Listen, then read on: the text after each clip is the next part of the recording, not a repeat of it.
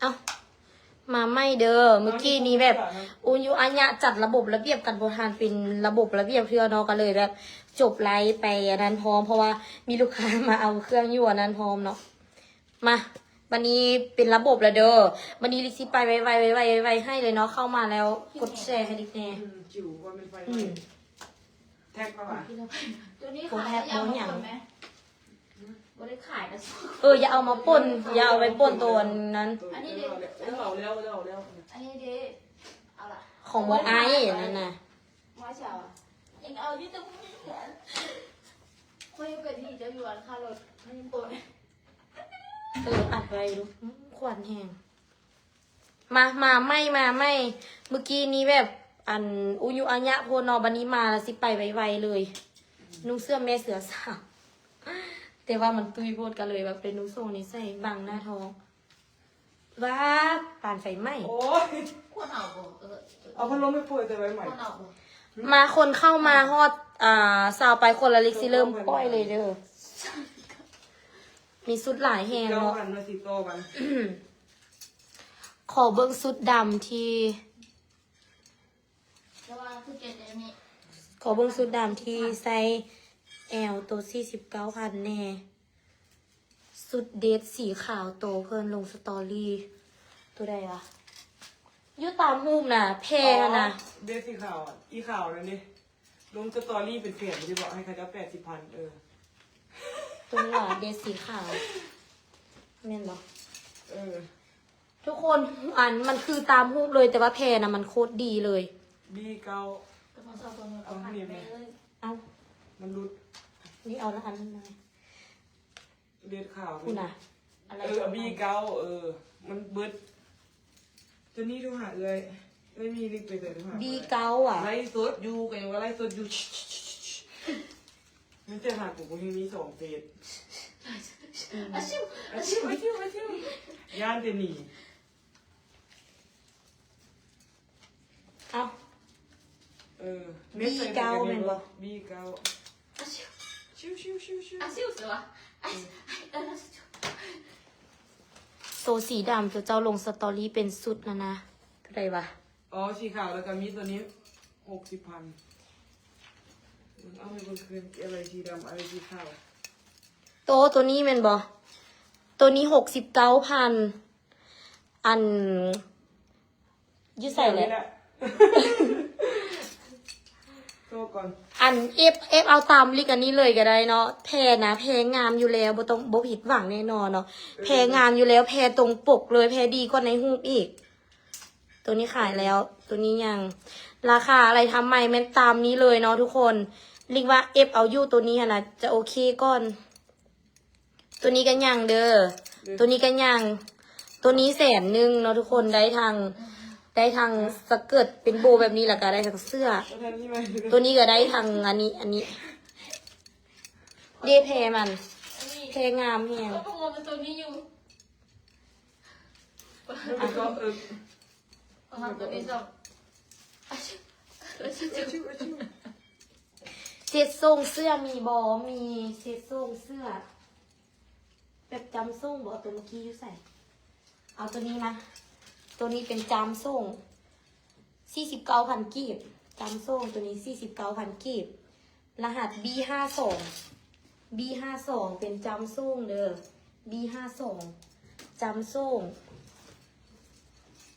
งตัวนี้ B52 49,000 กีบโอ้ยควันเอาอย่างควันแหงคุณอะควันเอาแล้วตัวนี้นะกันโหควันแหะสิเป็นลมเปิดพัดลมบอกไปเฮ็ดหน้าที่ไปจะพ่อลงมาทักพร้อมได้เลยพร้อมเลยนี่แหละเคเข้ามาเลยพูดอันนี้บอกไม่เดสข่าวเมื่อกี้สูงเท่าไหร่ใส่พอดีใส่ได้60ประมาณ170 165ค่ะ170เนาะ160ขึ้นไปซะบ่ให้ตามก่อน160เด้อเพราะว่าตัวนั้นมันยาวเนาะยาวส่งช่วงแซมมันใส่เลยเดสก่อนอยู่เอาไปเรื่องละตู่เลยรีไปเลยก่อนมาเดี๋ยวสิไปเทื่อละโตไปไวๆให้เลยเด้อเอาออกเลยตอนนั้นให้เด้อเอาออกเลยเสียงพัดลมแห้งบ่มอดเอาออกเลย มันก็ว่าเอาทิ้งไว้ทั้งลุงเลยตัวไหนบ่เอาทิ้งไว้ลุงเลย ตัวนี้ 70ปล่อยบ่ให้กระดาวรถ70 70เอาไปเลย70มาเปลี่ยนราคามีเขียนรหัสมือดูมันอุยุอันเนี้ยนะ แล้วตัว มาแคบเอาเลยจ้ะนะผู้ใด70สุภาพรจบ สุภาพรแคบเลย70แพงามแพดีตรงปกแคบเลย70,000สุภาพรได้เปลี่ยนรหัสเปลี่ยนซื้อให้เรา มาอันนี้เมนอย่างว่าอันนี้โอ้ด้านนี้ ตัวนี้เป็นบอดี้สูทเด้อบอดี้สูท39,000 A38 อยากได้ส่งแหงโดยหับเด้อโอเคแคปแล้วทางหาลิกเด้อเดี๋ยวไปให้เธอละน้อยเด้อเพราะว่าส่งมันอยู่ทางรุ่มสินะตัวนี้ A38 บอดี้สูทเนาะ A38 บอดี้สูท A38 39,000 ทิ้งไว้ลุงยังไม่ทิ้งไว้กันทิ้งไว้ตัวนึง ตัวนี้กับบอดี้สูทคือกันเด้อตัวนี้ เป็นแพรบางๆแบบนี้เนาะเอารหัสหาย เสีย รหัสเสียมันหลุดตัวนี้ตี A37 39,000 A37 39,000 ตัวนี้ A37 39,000 ทิ้งไว้ลุง A37 ตัวนี้กอใกล้02 29,000กอใกล้02 29,000กอใกล้02 29,000กอใกล้02เด้อ29,000ตัวนี้นี่เบื้องหนึงจะเป็นแขนแบบนี้เบื้องหนึงจะเป็นแบบนี้เนาะแม่งามกอใกล้02 29,000กอใกล้02 29,000ทุกคนเอฟบอกไปไวๆเลยเนาะ ไปรถแล้วก็รีคือโนติสอันนั้น โอเค เดี๋ยวเอกค่ะ A05 19,000 A05 19,000 A05 19,000 A05 19,000 เอาวิธีตั้งงานคนเดียวตั้งหนึ่งประตู ตัวนี้แม่นเสื้อแบบคลุมแต่ว่ามัดแบบนี้เนาะตัวนี้ ไอที่รหัสเป็นอย่างไอที่เน็ตเวิร์ดรหัสไอ ตัว ที่ นี้ เป็นอย่าง รหัส B30 39,000 ไอที่รหัสจะไม่อย่าง รหัสเนี่ย รหัสโทรศัพท์ ถ้าเป็นศูนย์ เดี๋ยวคนหนึ่ง สลมุนวุ่นวายเฮงเนาะ B30 39,000 B30 39,000 ตัวนี้ ดีจะเข้าไปเพื่อเบิ่งก็ได้ มามักตัวใดเอฟได้เลยเด้อเดี๋ยวสิไปไวๆให้ โมเมนต์งานกระสอบเดิมมือหนึ่งมือสองเขาผลกัน แมนปนกันเนาะเป็นเครื่องนุ่งของพวกเขาเองนี่แหละทุกคนแบบซื้อมาแล้วอ่ะนุ่งโบทันหรือว่านุ่งเทือนึง2 เทือแล้วโบนุ่งแล้วมันเครื่องมันโบมีบ้อนไว้เนาะบูเซียวเครื่องไปไว้ใส่สินะก็เลยแบบเอามาป้อยราคาลุกขึ้นป้อยนี้โบเมนว่าอยากได้กำไรอย่างใดป้อยพอแต่แบบให้ค่าเมื่อยเขาไลฟ์สดให้ค่าแบบแพ็คค่าถุงค่าแบบไปฝากสินะคนเอฟบอกเดี๋ยวถ้าแป๊บนึงเด้อตอนนี้ค่อยรู้สึกหายใจบ่ได้ใหม่เจ้าเอาวันพัดลมไปเปิดเสื้อไหมแป๊บเดียวนึง เอาดูซับมาเขาอะไรสุดเลย โอ้สุดดังไฟเดี๋ยวนี้สุดดังไฟ เห็นที่ได้พงซาซานี่เป็นน้ำ สุดผ้าลุกไหมข้างหลังนี่ตัวนี้บอก โอ้เน็ตที่ใหม่เห็นพอได้เลยดิ ตัวนี้เนาะผ้าลุกไหมอันนี้รหัสอย่างวะรหัสเนี่ย08ว่ะรหัส08 บีแปด B อย่างบ่มี B ตัวเขียนนั่นน่ะบ่เนาะบ่ได้เขียนหนังสือแบบนี้ รหัส08เด้อ99,000รหัส08 99,000เป็นสุดแบบนี้ SM ใส่ได้รหัส08 99,000 ฟอยล์เนี่ย รหัส08 99,000 ฟอยล์ยี่สิบ ไอ้ที่ออกมาเติมบ้านให้กันเฮียบรรหัสเลยเฮ้ยบีแปด08 ตัวนี้แม่นอย่างตัวนี้แม่นเป็นเกาะแบบนี้19,000กีบเด้อ B20 เขาเอิ้นมันหลัง มัดหลังแล้วก็แบบนี้19,000 B20 B20 อันนี้เป็นสุดอย่าง ปัดว่าเออ สุดบรรยุมันยะแห่ง59,000เด้อ B15 ปัดว่าB15 บอมีเขียน B15 59,000 B15 59,000 B15 เด้อ SML ใส่ได้ตัวนี้รหัส B12 39,000 B12 39,000เด้อเป็นสเกิร์ตแบบนี้สเกิร์ตจีน B12 มาส่งเด้อวันนี้เด้อคนที่ถามส่งยังอยู่บอ B5 59,000ไซส์ S เด้อ B5 59,000ไซส์ S งานว้าวเนาะนี่เลย B5 59,000ไซส์ S เอาเสียงลงแน่ 5อันนี้ก็5820มาไอ้ รหัสเท่าใดหมอไอ ชุดนี้ก็ล็อก ตัวนี้ B5 59,000กีบเดอไซส์ S ชุดแดงทั้งหลังแดง สุดเดง ให้กับคุณเป็นเกาะเอิบเด้อตัวนี้นะ เป็นเกาะเอิบ คุณจิบจับให้อันตัวออกจากอันนี้ก่อนอันที่บอกตัวจับเดี๋ยวเป็นแมงกะพรุนหนึ่งสิเป็นเกาะเอิบแล้วก็ตัวนี้มันจะพาดบ่าก็ได้ประมาณนี้ก็ได้ ประมาณนี้ จะเอาไปเฮ็ดหยังกับไปเฮ็ดรถอันนี้นะ ประมาณนี้ เท่าใด รหัสอยู่ไหน มาติดอยู่นี่30,000ว่ะ บอ ตัวใด 80,000ตัวนี้เอามันไปเสื่องยังไง ด้านนี้ BC0 80,000 BC0 80,000ไดโบอันนี้ภาคบ้านนะคะนี้เด้อ BC0 80,000 BC0 ป้าขนาดสั้นนี้เนาะเขาหาใจบ่ได้แล้วเนาะ BC0 80,000เด้อ BC0 80,000บ่แม่นเป็นน้ำนิดซาว่ะบ่เห็นคอมเมนต์น่ะ บอเป็นมือนี่เอง ไม่เอาแล้วเข้าไม่ผู้ใดที่เอฟฮอตอัน3-4ผืนนะเขาจะแถมให้อีกเด้อผู้ใดที่เอฟหลายเราจะแถมให้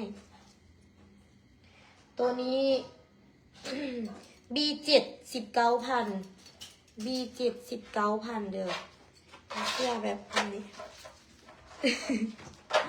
ป่าไว้นอกก้อนก็ได้ B7 19,000 ทำไปดู B7 19,000ตัวนี้ A76 A76 29,000ตัวนี้เป็นทรงแฟชั่น เกือบ สเกิร์ตแฟชั่นเนาะ A76 29,000 A76 29,000ตัวนี้เป็นสุดเดทเด้อ29,000สุดเดทแนวลงมาแบบนี้29,000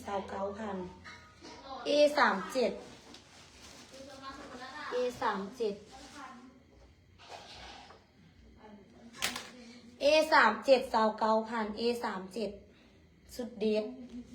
นุ่งแบบนุ่งดีๆเลิศๆไปเลย A37 เดือ29,000ตัวนี้29,000เดือ A71 อันนี้เป็นสุดแบบนี้ คือสุดนางกำเลย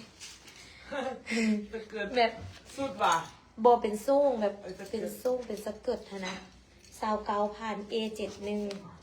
A71 29,000 ตัวเลยไอ้ที่ 29,000ตัวนี้ A50 39,000 A50 39,000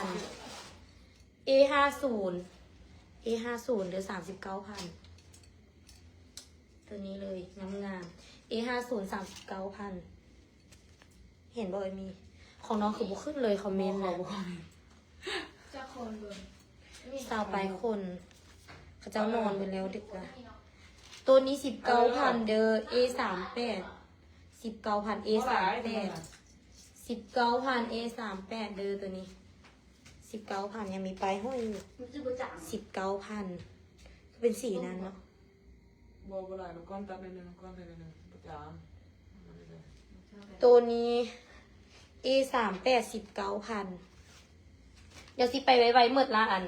เหมือนละเสียนะเราเด้อตัวนี้เสื้อยืดธรรมดาตัวนี้29,000เด้อ A54 A54 29,000 A54 29,000ตัวนี้ คือได้นอนนุ่งเสื้อตัวนี้เนาะซึ่งตัวนี้นะแมงกะพรุนเนี่ย น้องบ่มีก้นเด้มันนุ่งแล้วมีไส้มันจึงคือ บอลลูน เสื้อบอลลูน อย่างกันเป็นแมงกะพรุน A51 29,000เนาะอันนี้เนาะ เจ้าหนีจังมากเนาะ เอห้าซีเอห้าซี นี่เนาะมี เอ เนาะ ห้าซี จังมากเนาะ มาแคป A54 ฮิตเฮอแมงกะพรุน A54 แคปแล้วถ้าคาลิกเดอร์เฟนต้า เดียวเอห้าซี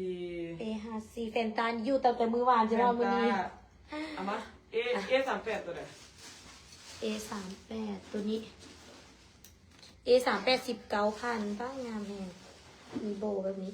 A38 หยิบเอฟเด้อ A38 ตัวนี้แคปแล้ว ดาวอนA38 ดาวอนได้เนาะ แล้วก็มีคนเอฟA51ตัวไหน A51 แมนตัวนี้29,000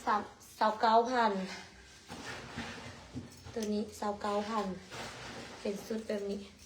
A51แมนมานี้จัน A51 มณีจันไดเด้อ29,000แค่รอเอมี เดี๋ยวโอ้ยฟังมาลงปัดออกลิก เอาไหม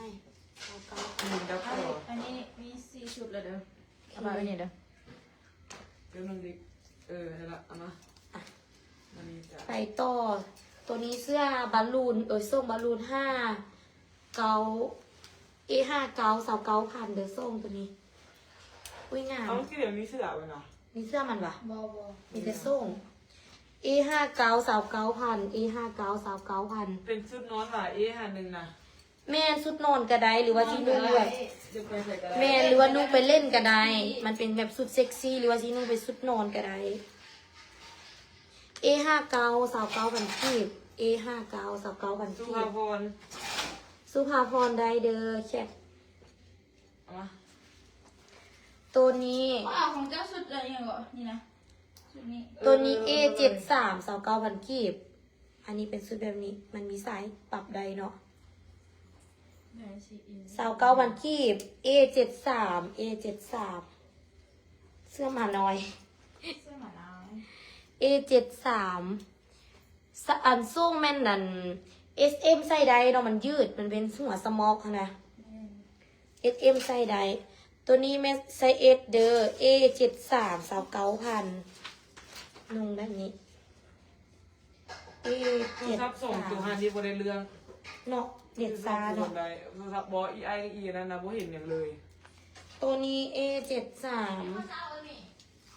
เบิร์ดสองถึงเจ้าถึงยี่ใหม่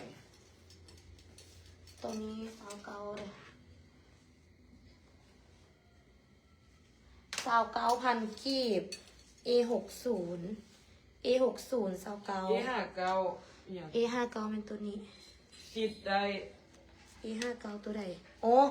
A59 แม่นมีคนเอาแล้วตัวนั้น ตัวนี้แม่น A60 เด้อ29,000 A60 29,000 A73 มีคนเอา เอาเมื่อกี้นี่เห็น สาม คน อยู่ไหนเขาจะลบดี ลบว่ะ บ่เห็นอะไรมี ตัวนี้แม่น A60 ตัวนี้แม่น A73 เด้อ ตัวนี้ A73 ตัวนี้20,000 A75 เป็นเสื้อแบบนี้ A75 ได้ใหม่กระดุมแต่สุดแบบนี้ นี่เป็นที่แหละ อันนี้แม่น A75 20,000กีบ A75 20,000กีบมิดก็นะ A75 20,000กีบ มาเป็นสุดแบบนี้นะ49,000สุดนี้49,000รหัสยัง A90 แล้วเนาะ A90 เด้อตัวนี้นะ49,000 พี่ไส้ ฟรีไซส์งามอย่างเด้อแพรแบบแพรงามบ่ได้แพรแบบอันนั้นนะ A90 49,000 A90 49,000 ตัวนี้ A7C 30,000 A7C 30,000เด้อไซส์ S SM SMไซส์ใด A7C A7C อุ้ยงามได้ปลายมันเป็นปลายบานแบบนี้ A75 เป็นไผ ถามว่า A75 ตัวใด A75ตัวใด30 A75 A75ตัวใดตัวสุด A75 แคป มี ใน นา เด้ เสีย อง มาลา มีนาแสงมาลา A75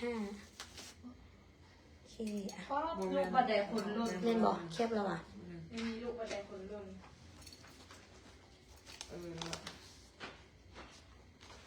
ตัวนี้30,000เด้อ ตัวนี้30 A7C A7C 30,000ไซส์ S เอาวางเลยนะ จอกกลับไปซอกเอาเด้อ จะส่งเสียงสิคุณทบน้ำที่มรณะสัก A99 30เดโบอันนี้ A99 ตัวนี้ เปลี่ยน A99 กับ A99 ซะ A99 30บ่ได้เด้อ ตัวนี้แพงมากนะ A74 เอามีคนเอาแล้ว A74 พันนิตา พันนิตาได้ A7C พันนิตาแคปเลย A7C พันนิตาได้เด้อ30,000A99 นี่แม่น49,000เด้อทุกคนแพงงามแพงแล้วมันมีซับมันมีแบบนวมอย่างซี่ให้พร้อมเด้อมันมีนวมพร้อม A99 49,000นะงามแพงแบบนี้งาม A99 A99 มาตัวนี้บันนี้นะ A70 A70 39,000 A70 เป็นเสื้อแบบนี้ A70 39,000 A70 ซื้อ ตัวนี้เป็นเสื้อสีขาวแบบนี้เนาะ29,000ความยาวเป็นคนเม็ด60ขึ้นไปก็ใส่ได้ประมาณฮอตเม็ด80ลงมาเนาะใส่ได้ แมน150ไปก็ใส่ได้แต่ว่ามันจะจำดินเลย จะลาวเลย A63 29,000 A63 29,000 แรกเองว่า A63 29,000 A63 ตัวนี้ A58 39,000 A58 39,000 A58 สูงยาวเลยสูง168ใช่ได้ผู้หญิงงาม168นะ 168พอดีงาม เพราะว่ามันยาวเติบนะยาวลิกสูงเมตร50เนาะดิ พอดีเอลห้า ประมาณนี้เลย ลิกแม่น50กับใส่ตุ๊กปีแข็ง เมตร50นี้ใส่แบบ ตุ๊กปีแข็ง ลากดิน พอดีจำตีน แต่ถ้าว่าเมตร68นะใส่พอดีงามพอดีแบบถ้ามันเบ็ดตีนขึ้นมาสินะ ก็เซ็กซี่ต้องมา สุดเซ็กซี่โอเค เดี๋ยวไปสุดเซ็กซี่ให้ น้องมาแดงทั้งลูกมาเลย มันน้องมันนี่ เก็บไปหมดแล้ว ละอันนั้นไปหมดอะไรเมื่อกี้เนี่ยไปหมดละมาเอาชุดนี้ชุดนี้50,000เด้อได้ทั้งเสื้อ ได้ทั้งเสื้อแล้วก็โซ่งสเกิร์ตแบบนี้ ได้2ตัวแบบนี้ไปเลย50,000รหัส B10 รหัส B10 ได้เป็นเซตแบบนี้เด้อได้ทั้งเสื้อแล้วก็ทั้งโซ่งจะเป็นแบบเป็นสเกิร์ตแล้วทางในมีโซ่งอีกเนาะตัวนี้ได้2ชุดไปเลย50,000กีบ B10 เด้อ B10 เป็นเซตแบบนี้ B10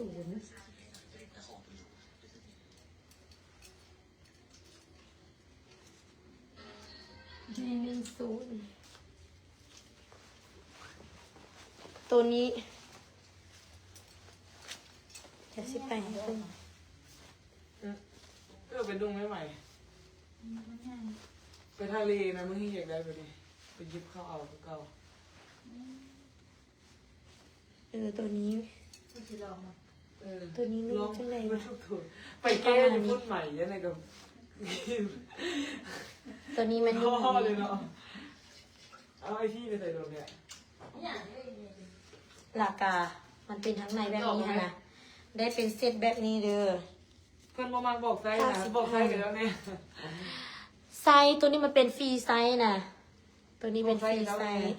สี S ดำ M ใส่หยั L ง ใส่ได้ สีดำ สี ใส่หยัง ดำกับ สีใส่เหรอ S M ใส่ได้นะเพราะว่ามันส่วนหลายมันเป็นสโมกแบบนี้นะ S M ใส่ได้คนน้ำหนักแบบ60 โลหรือว่า50 ปลายโลลงมาใส่ได้ตัวนี้50,000 B 10 B ที่ใหม่ก็ 10 จอยนะสุดเนาะ พูดมาเว้ย งามเนาะเออ เดี๋ยวที่ใหม่มาเข้ากันแล้วเบิ่งไงบรรทุกเส้นหุ่นหลังงาน มาไหมใหม่ เออ มาเบิ่งอ่ะสีขาว เดี๋ เด้ ยว อ บรรทุกเข้าหุ่นหลังงานเห็นปะ เด้ตัวนี้นะงามเห็นบอนุ่งเข้าหุ้นแล้วงามเท่าไหร่ก่อน กำลังที่ได้เห็นกับเจ้าอันกำลังลงติ๊กต็อกนะ 60 ประมาณไซส์เอ็มเด้อคนประมาณไซส์ อันใหม่เป็นไซส์เอสเนาะ เอ็กเอสเรานี่ XS ตัวนี้นุ่ง ถ้าว่าคนไซส์เอสก็ไปยิ้มเข้าเอา ใหม่มานุ่งเด้อจะนุ่งให้เขาเบิ่งเนี่ยกระเจ้าแบบคิดภาพบอก อืม กองค่อยงามอยู่แล้ว ตัวนี้แม่น60,000 กีบเด้อไผ่เอาพิมพ์รหัส สีขาวพี่มดขาว พิมพ์รหัส ใส่ไปทะเลคือจึ้งมากหรือว่าไปวังเวียง เจ้าสูงเท่าไหร่เอาไหม อันนี้สูง50 แต่ว่าอันนี้จำพื้นเลยจำดินเลย จำดินเลย โบ 150นะ ประมาณนี้ เพราะว่าเราสูงเราแม่น่ะแม่60ปลายพอดีนุ่งเพราะว่าไฟกับแม่70ก็นุ่งพอดี แมนตัวนี้60,000 กีบเด้อรหัส ขาวพิมพ์ว่าขาวมาลด พิมพ์ข่าวมาเลย พิมพ์เอาข่าวมาเลย ตัวใดในก็ค่อยสิลองตัวนี้ขนาดเราอะ อย่างเดี๋ยวลอง เดี๋ยวค่อยสิลองตัวนี้เห็นเบิ่งเด้อค่อยสูง150 คันไผ่เอาแล้วพิมพ์มาเอาข่าวมาให้ในเด้อตัวเมื่อกี้นี้เบิ้งหุ้นค่อยสีนุ่งเจ้าใดให้สิเจ้าเบิ้งแบบมันงาม ที่จริงอะนะสุดมันงาม แต่หุ้นค่อยมันบ่งาม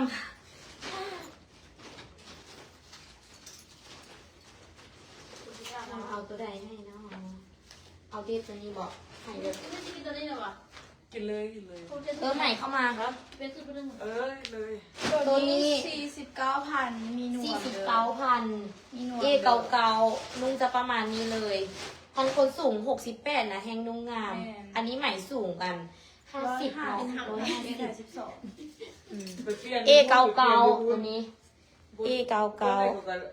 มีรูปรุด ใส่ไปตลาดซิว นุ่งนอนก็ได้นุ่งแบบไปเลาะไปลิ่งก็ได้แพงงามเลย มีเงินเดือนให้เลยอีก5 มื้อนึงเงาอุ้ยบ่ได้เอาลูกเสือฉันหมอเนาะ งามเดี๋ยวอยากได้เด้ อยากได้49,000 นี่ไม่เอา ตอนนี้มีคนเอฟออฟไลน์เหรอเด้อ ได้ไปลุงสุดอีขาว มันง่ายเอานี่มันเธอฉันหมอ เก้ามีคนเอาเนี่ยเจอไอซี่ออกแล้วบนทันละเด้อไอซี่ออกแล้วไปแก้อยู่ในว่ะ กระเจ้าเอาละเด้อออฟไลน์เอาแล้ว อันนี้ไปซื้อกับไปเอาวัดนี่ เอามาให้ใหม่นุ่งไหมใหม่มานุ่งไหม มันจอยเนี่ย เจ้ามานุ่งเอาลูกสุดเนี่ยเนี่ยตัวนี้ บอยที่จับเยื้องเอามัน บอกว่านุ่งเลยแกเอาแม่นี่ เขาดูไปคิด อันนี้ลายมาเลย โอ้ยสูงบ้าก็ที่ใจ ทำหัวสุกไหม นี่ ค่อยสูง1.70อ้าวเข่าคอบอกกันนั้นที่ใส่ละที่ขาวนะ แค่เขาชิลอง เปิดกระบอกแล้วเห็นจะลง ที่ใส่ใหม่สีขาวที่อะไรก็คือแล้วบางที่เทียบไปเบิ่งซื้อแล้วไฟอันนั้น เราจะไม่กระเตะสาม วุ้นปันหม้อขี้ความ เดี๋ยวซึ่ง เมื่อถามว่าขี้ขาวอยู่ที่ เจ้าขวดเองไหม อยากเอาไว้โต๊ะอีแม่หมออันอุ้ยโต๊ะมีติดเครื่อง กินอยู่หันเลยกินข้าวแล้วแบบนี้ ไปไซส์ L เน่มาไซส์ L เดี๋ยวเราตัวนี้กับไซส์ L เด้อ ก็จะว่า1.65ประมาณไหน1.70เด้อ อันนี้ไซส์ L ตัว อันนี้ใหม่ไซส์ XS นี่ อันนี้แม่ไซส์ L เดือนสุดเป็นไซส์ L นุ่งจะประมาณนี้ งามแหงตัวนี้แม่ราคา69,000 กีบรหัสกอใกล้01กอใกล้01ไซส์ L นุ่งได้อันนี้ใหม่แม่ไซส์ S เนาะนุ่งจะมันจะหล่มๆแบบนี้ มันจะหลบ แต่ถ้าอันไซส์ L นุ่งก็จะพอดีงามแบบนี้ไซส์ L นุ่งงามตัว มัน นี้ จะหลบประมาณนี้เลยเหลือ แมนเพราะว่าใหม่แบบตัวน้อยไซส์ S XS สินะตัวนี้แม่นรหัสกอใกล้01กอใกล้01เนาะ69,000 กีบตัวนี้69,000 กีบใหม่จะหุบอันนี้แล้วเอาเลย บเอาขายให้ลูกค้าแน่ นั่นหล่ม อีหยังก็ ก็ สิ เอา เอา ไอ้ใส่กับชุดหมอ เรื่องตัวนี้อันนี้กันว่า1.70เรา1.65ดิ1.70จะประมาณนี้ ก็มาขายซอยค่อยอย่าง ลิ นี้ ฟต์กับบนหาสู่ ดูเอาลิปมาทาในดู ก็เลิกเวียกอ่ะเม็ด70จะประมาณนี้จะว่าแม่น6 6ที่หาพอดีใส่เด็ดเม็ด70มันน่ะมันอยู่ คน ครึ่ง ที่ สี ใส่ แด เสื้ ง อลายเสื้อตัวนี้เด้อกี้คือบ่มีไผเอาวะสุดเซ็กซี่ขยี้ใจนี่มัน เอ เสื้อ อฟ้าซอมผีเป้า มาซื้อได้อีก ไปใส่เอลนี่ ตัวนี้ได้ทางเสื้อแล้วก็ได้ทางส่งเด้อ50,000ถ้าเอาพิมพ์ว่าเอา50ให้แน่ถ้าเอาพิมพ์ว่าเอา50ให้แน่ตัวนี้ได้ทางส่งแล้วก็ทางเสื้อ เสื้อจะเป็นประมาณนี้เลยแล้วก็มีสายมัดแบบนี้ เออใส่กระสุน งามๆ50,000กีบ ถ้าเอาพิมพ์ว่าเอา คนมีสุด ลายขาว แล้ว คนมีสุดเดนสิหลายแต่ว่าคนกับมาขนาด 50เอฟหลายตัวละว่าซั่น คนกำลัง ตัว ทำ เงิน มา สี ใหม่ ขาว50พันให้ แม ราคนา 50เอาโอเค แคปเลย บ่แม่นตัวใด ตัวน้อยอยู่ 50เอาเอฟละตัวเราถามตัวใดตัวโตตัวสีขาวหรือว่าเอาตัวนี้ เอาตัวนี้บอพิมพ์มาให้ไม่แน่ เอาตัวนี้มาหรือว่าเอาตัวใด พี่ชายคู่กับ เอาตัวนี้บอถ้าเอาพิมพ์ว่า เอามาให้แน่50,000ตัวนี้ ได้ทั้งส่ง 50 แล้ เอา ว เอ ก็ ฟหลายตัวแล้วบ่ต้องถามตัวขาวอ่ะเดี๋ยวให้เราตกก่อนจะได้ น้องว่าถ้าเอาตัวนี้ให้พิมพ์มาว่า50เอา เออ น่าจะได้ แม่น ขาว บ่ถาม บอ เราเป็นบ่ สีขาวเด้อค่ะ แม่นบอแม่ตัวนี้บอ เดทขาว อ๋อ ตัวใด เอาสีขาวตัวนั้นให้เราแคปเดทขาว แล้วจะเอา50,000 แม่นถ้า50,000เราก็เหงา อู้ค่ะเอา ไผ่ก็เอา ดี เด็ดขาว โอเค50,000วะ เออ เอาแคปเลย แคปเลย มีแคป โอเคแคปแล้ว เอาสเกิร์ตตัวไหนไม่ให้เขาใส่ เอาพิมพ์ซื้ออะพิมพ์ซื้อเราให้หน่อยเด้อ เขียนซื้อเราติด กระ ใส่ เพื่อที่ไหนมา นี่ใส่ โอ้ยสุภาพพอ เอาใส่ เอาดิ เอากระเพื่อกันเนี่ย เขาเห็นหน้า ก็มีเขียนรหัสใหม่มาให้เนี่ยคุณกี้ค่อยดึงออกแล้วตัวนี้29,000เด้อ เดี๋ยวก็มัน เขียนรหัสมาให้เขียนรหัสยังไงลูกไปคิดจุดเจ้าข้าวพวกเลย อีช่วงฮิตเลอร์ ทุ่งบ่า ช่วงเนี่ย เรียกนะ ทุ่งเนี่ย มา เอารหัสมาให้ แล้วหมอไอ้นุสติก ฮะ รหัสเท่าใด บอกว่าหมอไอ้นุสติก มี92 พ่ เขา อ เลย ยังไม่เคยใส่ไปถึง เท่าไหร่ 19,000เด้อตัวนี้19,000 B92เอาอันเอากระเปื้อให้แน่ บอเห็นไงเลยกูถามมึงอยู่ว่าปากเมื่อกี้มึงมาถามกูคืนอยู่ เอาไปใส่ซะนะ ก็ยังว่ารีบกระเพื่อมาตกกันก็ยังถามคืนอี93เท่าไหร่กันหน่อยเท่าไหร่ 29 ตัวนี้ B92 เดือ19,000 B92 19,000 B92 19,000นี่นวม ใส่มาน วมมันคือมาโกงอยู่นี่ B92 มุ้ยมามุ้ย B92 มุ้ยมามุ้ยได้เด้ออะมาจะเอาแม่เสือสาวเซ็กซี่ให้ ข้างหลัง มา ทุกคนอันนี้ทั้งหลังเนาะปิ้นมาทั้งหน้า เท่าไหร่อันนี้นะ29,000เด้อ เอาไว้ใส่ไปคอนเสิร์ต B93 B93 ใส่ไปคอนเสิร์ต 29,000อันนี้โมมีนมเลย ไม่ได้เราค่อยจบ อันนี้โมมีนมคือแบบตัด ว่า ว่า ยังไม่เคยใส่เพื่อ เนี่ยกูจบ B93 จบเบิ่งเนี่ย จบอยู่ในจุดนี้ บัดเห็นเขาใส่ละหมัก ไอซี่เอฟซาว เออ ไอซีF3 ตัวนี้ B93 เดือ29,000 ตัวนี้เนาะ ใหม่เจ้านุ่งตัวนี้เลยเด้อเจ้าวัน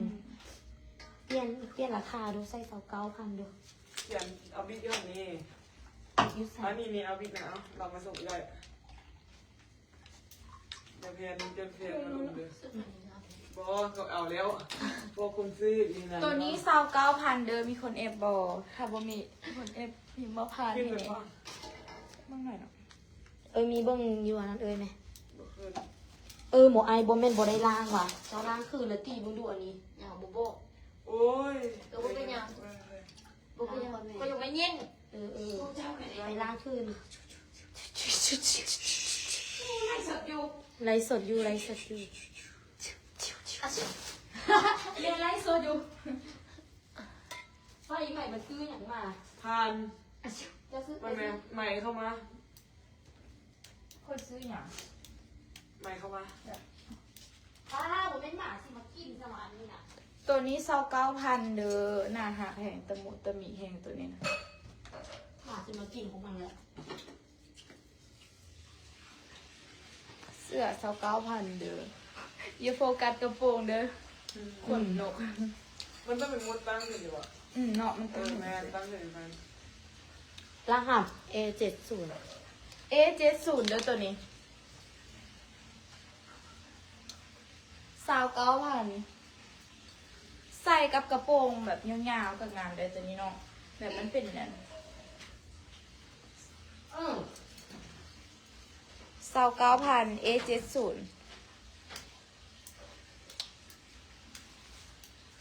ดอันน้อยๆก็จะเอาเบอร์ละบาทส่งเสื้อ เด็กกล่องอยู่ดิ บอสส่งเสื้อนะ อย่าไปป่นเด้อนั่นนะ อันนี้ยังไงบอก เอาหมดแล้วยังไม่ได้เรื่องเอา เรา หมด เลี้ย แล้ ง ว ไม่มานี้ได้ เอาหมด นะ แล้วยังอยู่อันห้อง2คืน เอาจะเบี้ยมาเหรอ A70 ตัวใหญ่ A70 ตัวนี้แหละ A70 แคปเลยไผ่ได้ ได้มาเลย แคป มื เล อย มามือได้โอเคใหม่เปลี่ยนชุด ไปงานเสื้อโซเลย ได้เลย ให้ใหม่ เอา นุ่ง มาแก้มให้ได้เขียนก่อน เดี๋ยวสินุ่งลงให้เบิ้งเด้อเพราะว่าอันคันบนนุ่งลงแล้วมันคิดภาพบ่ออกค่ะนะ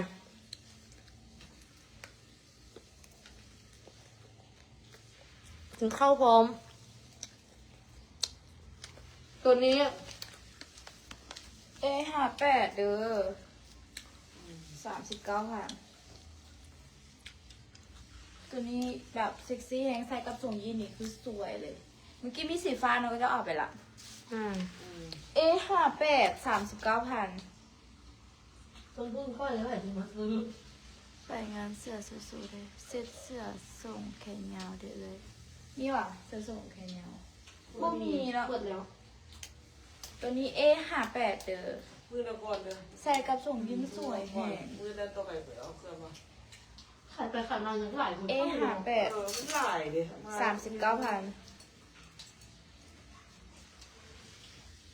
จะเปลี่ยนตัวใหม่ให้ มีคนเอาบ่เดี๋ยวเปลี่ยนแล้วก็ลองสิเบิ่งให้ใหม่ลายเด้อสิไปปีนคนดอกผ้าเด้อ มือมือละกับเซาจ้ะ บอกให้ใหม่ลายรถก็จะบอกให้ไปยาวๆเลยนี่นะ เอ้ยที่ใหม่นุ่งเสื้อน้อยๆคือน้องจอยเลย A60 เด้อตัวนี้29,000แบบเอารมณ์จังสิก็ได้เอาขึ้นก็ได้เป็นแบบว่าเวลาหมูส่วนไปเล่นเนาะแบบใส่เสื้อยืดมาสินะแบบเสื้อยืดที่บ่ยืดอะนะ เสื้อยืดแต่ว่าดูมีอะไร เป็นเสื้อยืดแต่ว่ามีอะไร29,000 A60 เนาะตัวนี้จึงแหงเป็นเสื้อยืดที่บ่ยืดอะชิวอะชิวอยากได้อีกละบอกอันนั้นหาเต้เอาไว้ ไปตัวใหญ่แน่ท่านแหละ ไปเด้โดย มีได้เสื้อตัวหมาแบบนี้ อันนี้เป็นเสื้อแขนยาวเนาะสิลองให้บ่ ถือกันแล้วนี่นะถือกันแล้วนี่มีกูมีไฟเอลหรอไม่เห็นแล้วพวกแนน เย็นว่ะ อันนี้เรียนลิกูปล่อยเปล่าพวกมึงนี่เฮ้ยลิกูเสียไว้เป็นคนที่มาท่ากูถือพา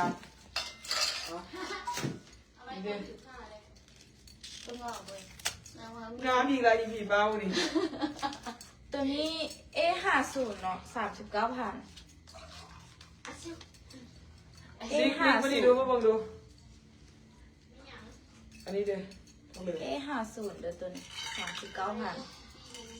39,000 มาเบิ่งก่อนนี่นะมันคือมันคือมันก็คือ มันมีสายมัดเอวได้แต่ว่าน้องยังบรินุ่งจากเสื้อจอนนี่นุ่งดีอยู่ทะเลอ่ะ กระโปรงตัวนี้29,000เนาะ A71 บ่เอาดอก เป็นกระโปรงแบบนี้ เท่าไหร่ เดี๋ยวสิลองให้ดู เอาไหม จุ่มเดียวไปนุ่งตัวถือผ้า ก็ได้ว่าอัน ให้มันถือก่อนดิ ไปอันนั้นแขนยาวเนมนี่หว่า ไปเสื้อแขนยาวเด้เสื้อแขนยาวไม่ใช่จังซี่อันนี้มันเป็นคือเสื้อสูทนะมันเป็นอย่างซี่80,000กีบใส่กับทรงขายาวใส่กับอะไรทำไม ใส่จนฮ้อนใส่แบบ กระโปรงตัวนี้ A71 เนาะ29,000 A71 คุณเราไม่เสียงอย่างได้เสียงกันเคสโทรศัพท์ A71 29,000 ไปเสื้อแขนยาวอีกเดี๋ยวเสื้อแขนยาวนี่เสื้อแขนยาวก็ได้เอามานะเดี๋ยวอีก2-3 มื้อก็ได้ไปทอดโฮม อีก2-3 มื้อไปค้นเครื่องกันเด้อมันล้นตู้แล้ว ที่ส่งทำมือไรอีกเนาะ แม่น คนก็ซื้อเขาเข้ามาคนที่เราเอามาขายหมด เอามาแลกกัน A71 มีคนเอาแล้วอยู่ใส่ A71 ก็จะบอกกระโปรง เข้ามาก่อนเข้ามาแคปก่อนนุ่งเสื้อก่อนแป๊บหนึงเด้อใครคำจันสอนเข้ามาแคปก่อน แคบเลยเด้อ ใครคำจันสอน A71 แคปแล้วถักแซดเด้อ แคบแล้วเนาะ อืม ไปส่งขายาวนี่ ส่งขายาวว่ะ มันเปิดแล้วตัวเนาะขายาวนะมื้อหน้าก็เด้อถอนเครื่องก็เด้อแต่ตัวนี้ นี่ตัวนี้ไซส์ S ไซส์ S 59,000 B5 ตัวนี้ ไซส์ S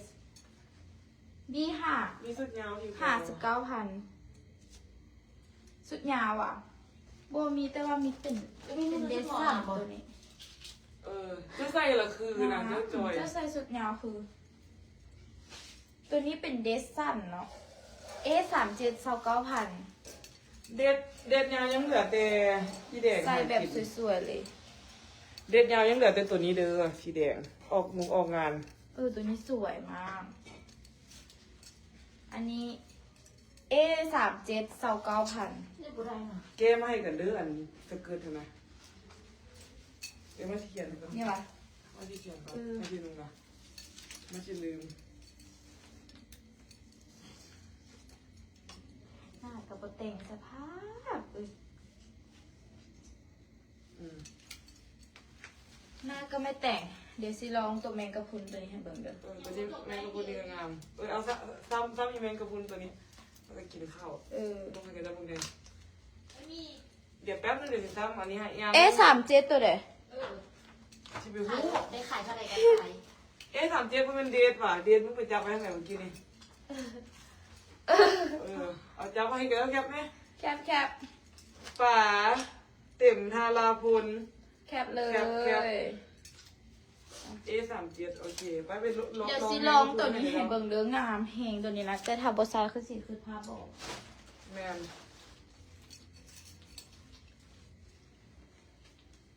แป๊บนึงเด้อ เนาะ งาม ตัวนี้ขายลิกขายให้ลิกตัวนี้ขายให้ขายให้ถ้าเขาบอกจะเอา99ซะราคาตัวซื้อดูบอกราคาซื้อก็200,000 300,000 50ก็เอาสิ 99เหรอ99บอกมือนึงอย่างไรนุ่งเชื่อต้องดูปักเพชรทั่วตู่เครื่องตัวนี้มือนึงเด้อตอนซื้อประมาณ300,000แต่ว่าเซลล์ออก99,000มือนึงบอลยังบ่เคยนุ่งเนาะนี่สวยแหงขายแล้วผมบอก ตัวนี้เท่าไหร่ก็ เอส 80 เอ็ม บา เอ็ ท มไงเด้อตัวนี้แต่เฉพาะแม่ค้านุ่งประมาณเบอร์เอสแต่ว่าเคยเสียบเอามือรองสวยแหงเนาะอันนี้คือปุ้งใส่ได้กับปุ้งใส่ได้ตัวนี้นะสวยแหงสำหรับใครที่แบบเบอร์เอ็มมาสามารถเอาตัวนี้ห้าสวยแหงนุ่งไปทะเลนุ่งไปเล่นวังเวียงรวมบางสวยแหง ตัวจับไปท่านไว้แล้วก็เดียด 99,000มือนึงบุคคลนุ่งจะเพื่อนเนาะ มีเสื้อแบบไปงานดอกบัวพวกมีเสื้อแบบไปงานดอกมาไหมมา นี่เป็นอันนี้ก็สุดลาตีนี่ ตัวนี้เป็นแมงกะพรุนตัวนี้80,000 ดี40 80,000จุงแพงคันคนไซส์ M ไซส์นะอันนี้คนไซส์ S เนาะมันก็เลยแบบมันอยากลงค่ะนะไซส์ M ไซส์ L นี่แบบจุงแพง แมน6ชิปไปขึ้นไปนี่ใส่งาม อันนี้มันลากดินมันเตี้ยเด้ ตัวนี้มันเอามา ตัว พาด นี้ บาร์ จะ ก็ เอา ได้ มาพาดบาร์เด้อ เอามาใส่เอวใส่อย่างก็ได้เบิด แบบนี้ หรือว่าไม่อยากใส่ก็ได้ สวยแหงตัวนี้นะคุ้มแหง80,000ซื้อมาเท่าไหร่ ใหญ่ เนี่ย นะลิ ก็สิแพงเนาะ อยากตัวบวกมันไม่อยากใส่ก็ได้อยากไปใส่ก็ได้ใส่องค์ใส่เอวอะไรทำไม สวยมากสีแดงแซ่บมาก ไม่ใส่วันเกิดเนาะ B40 80,000 คุณเอ็ม งามถ้าบอยใครบอกใครเอาได้ดิตัวนี้ ก็ไปยิ้มข้างๆเข่าแล้วก็ไปเอา ไม่ ข้างนอกก็ไป เป็นกระปุนแบบ ตัวใส่คือเนี่ย ก็เอาซะ ไปพอวันนี้ อันนี้กรอบของน้องของ ที่ไปอีกว่ะที่สะอันไปอีกเหรอ มันเลยเอาให้เลย เดี๋ยวไปอีกสุดหนึ่งให้เด้อไปอีกตัวหนึ่งให้ จะได้ก็เห็น เพราะว่าเมื่อยละ เขาจะได้จากผืนของเราอ่ะนึ่งตัวนี้ เอา จบไลฟ์บางคนเลยมันจะเราจะให้เด้อ ไปเสื้อโตก็จะน้องใหม่มาเดี๋ยวจะหน่อยให้เราเปลี่ยนให้พูดน้อยคุณจะไปเปลี่ยนเสื้อ ยืด ที่ ใส่ ใส่ ก่ ก่ อ อน นกระโปรงแมงกระพรุน ว้าวที่เหี้ยมกันเลยอันนี้ ก็อยากได้ส่งน่ะเอาขอยืมส่งมาใส่กันเด้อส่งคอยเองนี่แหละเดี๋ยวไปเสื้อให้เด้อยังหลายตัวอยู่เสื้อมาน้องต้องแง่งเนี่ยงานเซ็กซี่เซ็กใส เมื่อไหร่นี่มีงามอยู่ใหม่เราต้องยำแบบนะอีเดียเพิ่น พี่เนาะใหม่ก็ละ ตัวนี้เดี๋ยวก็ตัวนี้ A73 เนาะ29,000เสื้อ A73 ปรับระดับได้เด้อสายสามารถปรับได้อีกเลยตัวนี้นะ A73 29,000เนาะ A73 ค่อยซื้อใหม่เนาะอันนั้นนะใหม่สุภัตตา A73 เอ้ยมีมันจดให้ดิดู แคปเลยเด้อเดี๋ยวให้อันคนจดให้ ตัวนี้ปรับระดับได้เขาใช้บริษัท A73 อุ้ยงามใหม่ๆมันคือนั้นส่งสูตรนี้นะมันคือบอกไว้นุ่ง โบส่งอันนั้นเป็นน้ำเสือนะเดี๋ยวไปเสื้อให้เด้อ จะถามคุณเอฟแล้ววะ เรียบแล้วตัวนี้ ตัวใดคือบ่ขึ้น ค่อยสิแก้แล้วตัวนี้นะ ยังบ่ขึ้น อยู่ใน ซื้อยัง อันนี้อยู่อันนั้น ซื้อยัง เอา บ่มี เพราะว่าเขา เป็น ล ต บ ล แล้ บ วอะ บ่มี ลบแล้ว โอเค สรุปยังไม่เอาเนาะ มีเจ้าขายหรอตัวนี้ ยัง เอาเครื่องมาขาย ยังว่าไม่ไป อันนี้ก็เครื่องกันอันนี้นะ โอ้เกิดจะคือหลายฮะ เครื่องกันเดทเอาสู่อันนี้ออกมุมออก ตัว งานเด นี้ ท A63 29,000 มันใหญ่เหรอมันเขาดุ้งมาได้นะ ตัวนี้คนไซส์ M น่ะจะพอดีแต่อันนี้ไซส์ S มันก็เลยอยากแบบ ตอนนั้นคนจอยดีเดี๋ยวนี้คนตุ้ย A63 29,000ตัวนี้ ตัวเล็กนุ่ง A63 เล็ก 29,000 นุ่งหรอ คนไซส์ M ไซส์น่ะจะแบบงามเลยแต่ว่าอันนี้แบบไซส์ S นะมันก็เลยหลวม เขาดุ้งมาได้นะเอ็นกันดุ้งใหญ่ A63 29,000 เพราะมันติด ตัวนี้มันเคยใส่เป็นวันเกิดไปบุกลองมาเลยขนาด แต่มันเกิดเจ้าที่ไหน A63 29,000 ลองไหม สูตรกันจะดึกจำบันมันจะดีกายดีก่อน เท่าไหร่ก่อนนี่19,000 โอ้ไปเอาเธอเข้ามาขายบอกให้ขาย มือคือ แต่งหน้างามๆเลยเด้อหน้านะ 2-3 มื้อ มึงไม่เอาไปที่ฝากมาติโลเขาพามาเพียงฝากมือเก็บเครื่องอะไรอีกเหรอ เขาจะลบเมนเนาะตัวนี้เอาลบเมนเขาเอาไว้ใส่จบ เขาจะขายทึก ผ่านมีเสื้อตู่มาเสื้อแบบนี้ซีฮอบแล้ว เสื้อเลย มะม่วง ขายประมาณ8-9สุดได้เงินแสนแต่เขาก็ต้องคุ้มเลย เอาหวานไปลงไหม มันง่ายนะไปจะลองเขานุ่งดูลองให้ ตัวนี้ก็เคยใส่แบบมันเกิด ตัวนี้19,000เนาะ ใส่เลย คนไส้อ่ะไส้ M ไส้ L น่าจะใส่งาม มันเป็นมดตรงลงตรงเลง 19,000 B อย่างนี้ B7 B7 19,000 เอาเสื้อตัวใหม่เลย ป่นกันนะมันซับกัน แม่มาซับกันแบบว่าต้องซับไปซับมา ไปกินข้าวพักผ่อน จบไรเนาะ ก็สิจบละ เจ้าตัวที่ขาดบ่ได้น่ะเจ้าเซลล์ทึกแม่ เสื้อถึง บอกเอาไปแจก อุ้ยเขามักเสื้อแบบนี้เว้ย สัมพันธ์ก็ได้นะ มันเป็นจังไหนนี่เสื้ มั อน เป็นมดฟ้าทั้งหลัง เสื้อเจ้าบ่ะ เสื้อสูทมันมีสเกิร์ตแต่ซ้อนสเกิร์ตมันไม่เห็น ก็เลยเอาไปเสื้อมาขายเลยนี่ เคยนุ่งเธอหนึ่งหรือสเกิร์ตบุ้งที่มือใส่อีใหม่แกเลย ประตูไข่กลางปานตัวพาดมาข้างหลัง ผมมีใครเห็น แล้วมาใส่คลิปข้างหลัง มันใหญ่ ใหม่ไปเราคนนี้เขาบอกรู้ไหม ใส่ ถ้าจะต้องเอาเขาก็ต้องเอาเขาก็มั่นใจ เอาลองตัวนี้ไอซีแน่ ตัวเดียว จะให้เจ้ากันค่อยเนาะค่อยตัวก่อนเศร้าสำ แป๊บนึงเด้อลูกค้า จบมาแล้ว เสื้อกันยาวข้างหลังเนี่ยตัวไหนมีหวานเสื้อกันยาวข้างหลังไม่ใช่ตัวนี้80,000 กีบเอาไอซีซุปไปกับคนในคนน้อยคนจอย นะ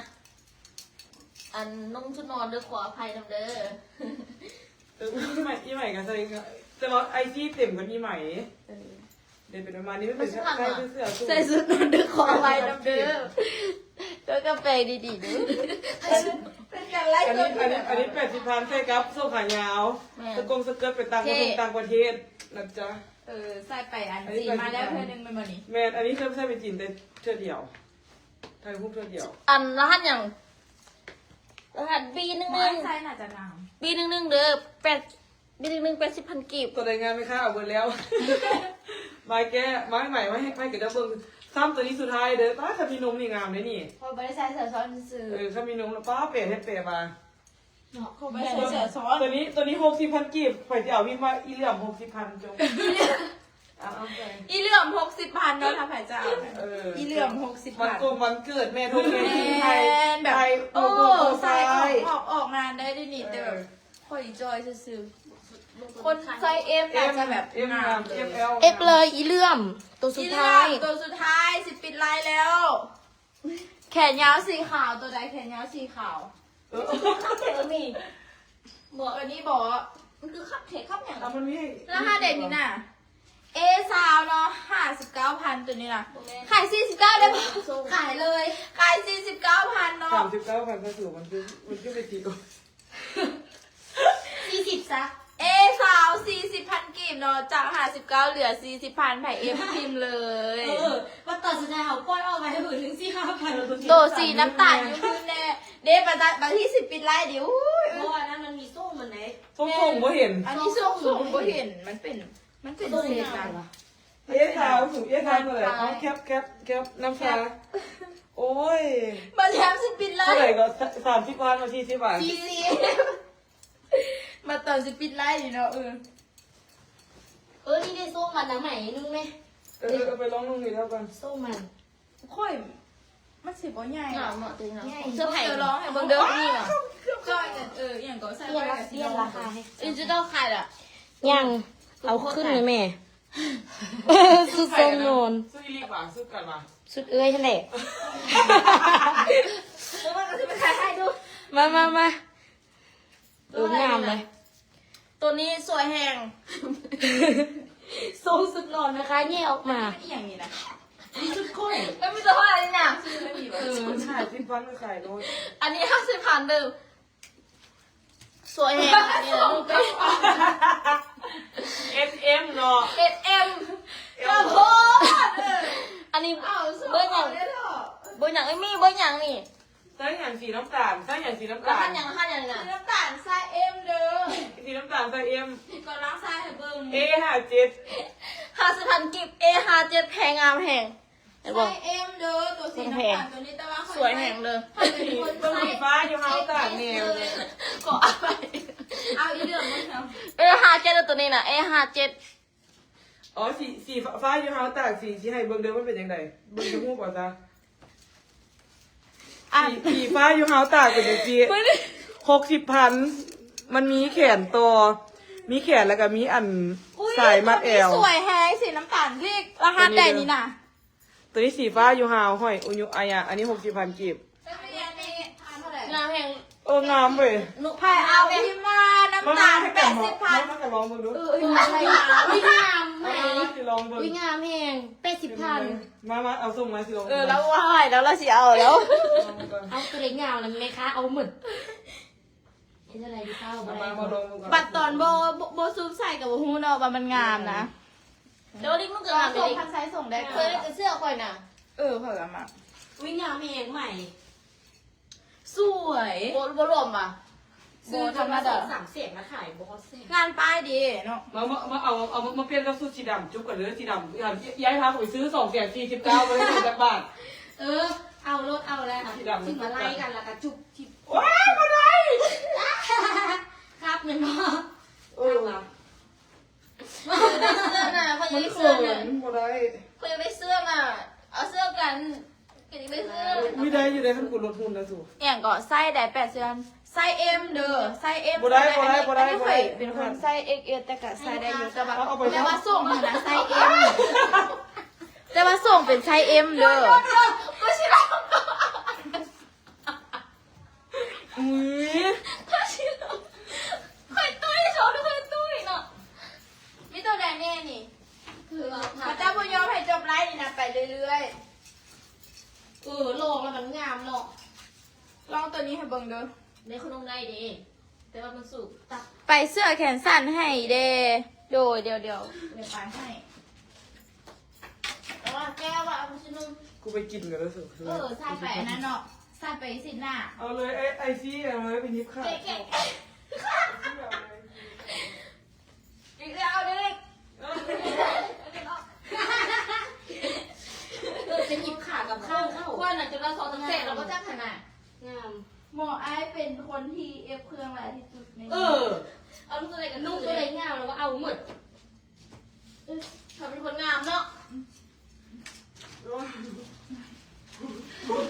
มึงที่ไหนอ่ะมึงไหน แป๊บนึงเด้อเปลี่ยนเครื่องแล้วเด้ ร อ อคนแป๊บนึงเดี๋ยว ที่ไหนส้มที่ไหนส้ม อันนี้ เนี่ย อยากให้ไปยังไง ใช้แอลไม่ได้นี่แต่ แต่ว่ามี เป็นยังไงพี่เ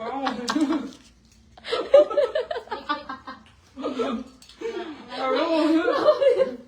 เอาลิ้นไล่ทาเลยดู น้องขอบ ตัวนี้เท่าไหร่ก่อน ผมแม่จี บ่แม่ ผมแม่ เท่าไหร่นี่50อ่ะ พ่อจะปัน B10 50,000เซตหนึ่งได้เสื้อแล้วก็กระโปรงพร้อม50,000 B10 รีบเอารีบไม่ทาได้ดู ต้องมีลิงก์นะ ว่าดีไอเดีย เสื้อแขนสั้นอีกเน่โดยได้เดี๋ยวไปให้สั้นยังถ่ายอยู่ เอ็มพูดสิ เอาอันนี้อันเข้าเรียบร้อยเนี่ย ขอโทษด้วยไหมคะ โอ้ยเหว ไปไซส์ L เน่ไซส์ L อ่ะ ตัวนี้ไซส์ L ก็ใส่ได้เด้อ ขายไฟเบอร์ไหม99,000ปกติ250,000 ต้องซื้อรวมเหรอ ขายรถมี100กล่องปล่อยออก ไฟเบอร์99,000 กับเตือนลิตรไฟ กล่อง เบอร์ หนึ่งเด้อปกติขาย199,000อ่ะ เป็นกระเบื้องผ้าที่แม่ แม่ เนาะ ปกติขาย คือเหมือนแก้วอยู่ มีแต่ตัวน้อยๆฮ่าๆอยากหุ่นคือเมคาดี แม่ค่าแต่น้อยโพใช้ตัวแดงกับบัวได้เนาะไม่ริบหนังโอ้ยนั่นแหละ ถ่ายแล้ว อันนี้สุดนี่นางงามแฮงอุ๊ย เป็นใช่ไหมไม่ใช่เขาแขนมา ชุดใส่แขนมัน แขนมา ก็เรา แบบเปิบได้แขนมานะ ตัวนี้นางงามแฮง เอาไปลองใส่กันแล้วบ้างไหมเด็กกระเพื่อ เดี๋ยว นะ สิลองให้เบิ่งเด้อตัวนี้สวยแฮงไซส์ L คนไซส์ ML น่ะจะใส่ได้ตัวนี้น่ะก็มีใส่ไปต่างประเทศมาแล้ว มื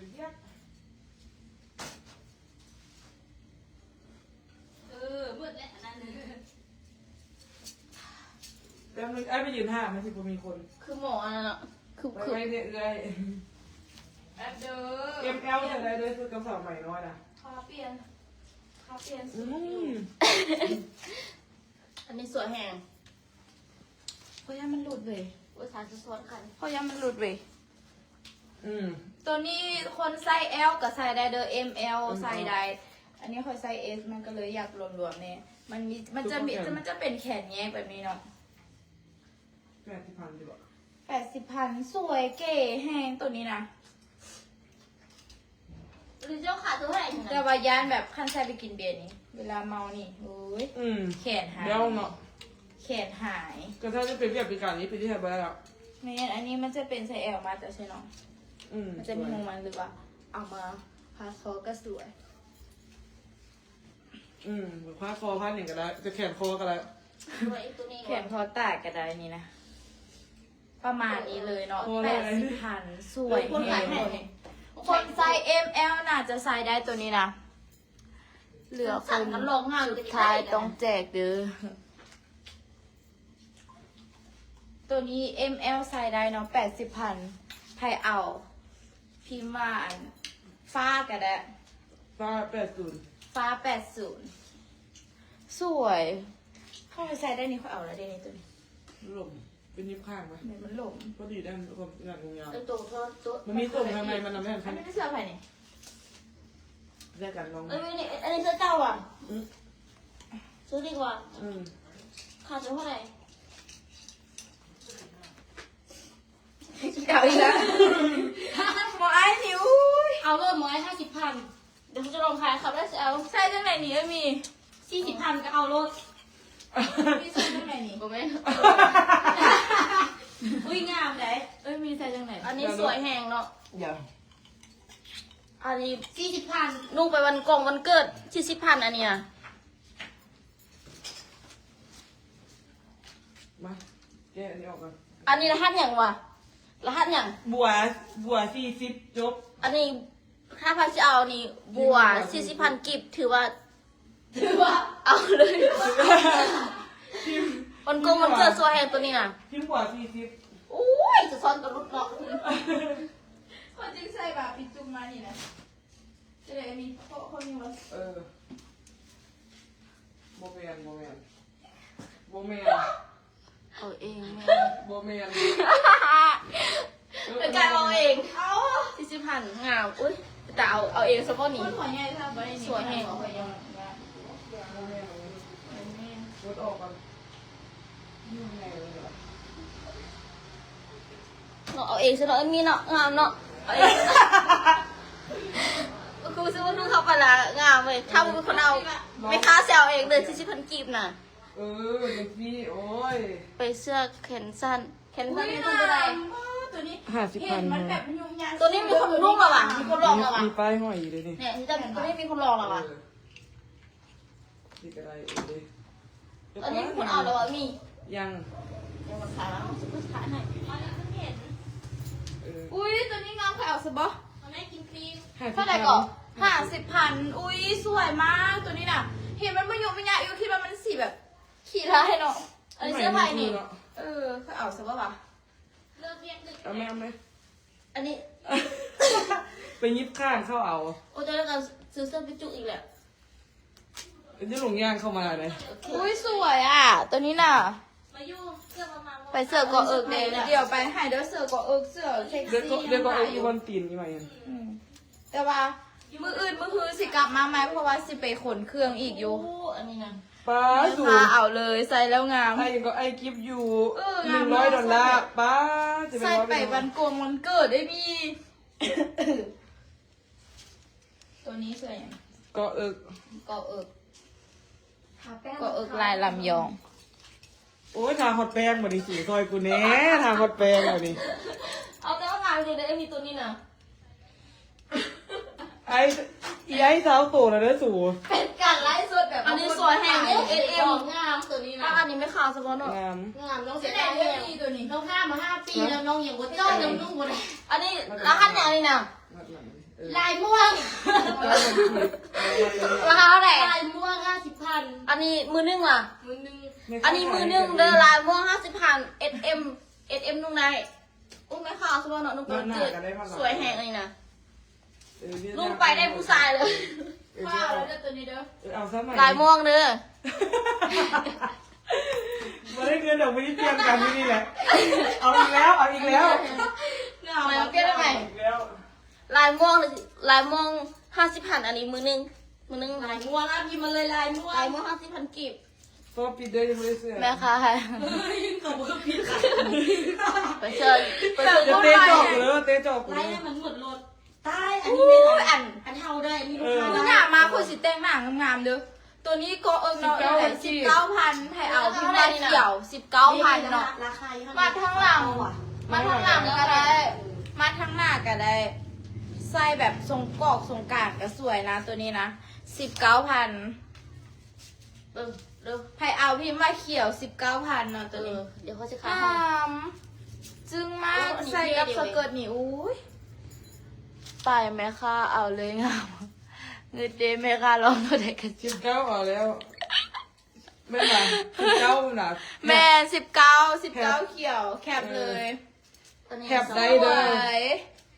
เขาไม่เอา ไป เขา เป ดิ ลี่ยนไปนุ่งอันนั้นก็แล้วไปนุ่งอันเสื้อหีเขียวให้ไปลองตัวนี้ เสื้อหีเขียว เอาไปลองตัวนี้ เดี๋ยวเขาขายตัวนี้ให้ก่อน เออ มีท้องขายอ่ะ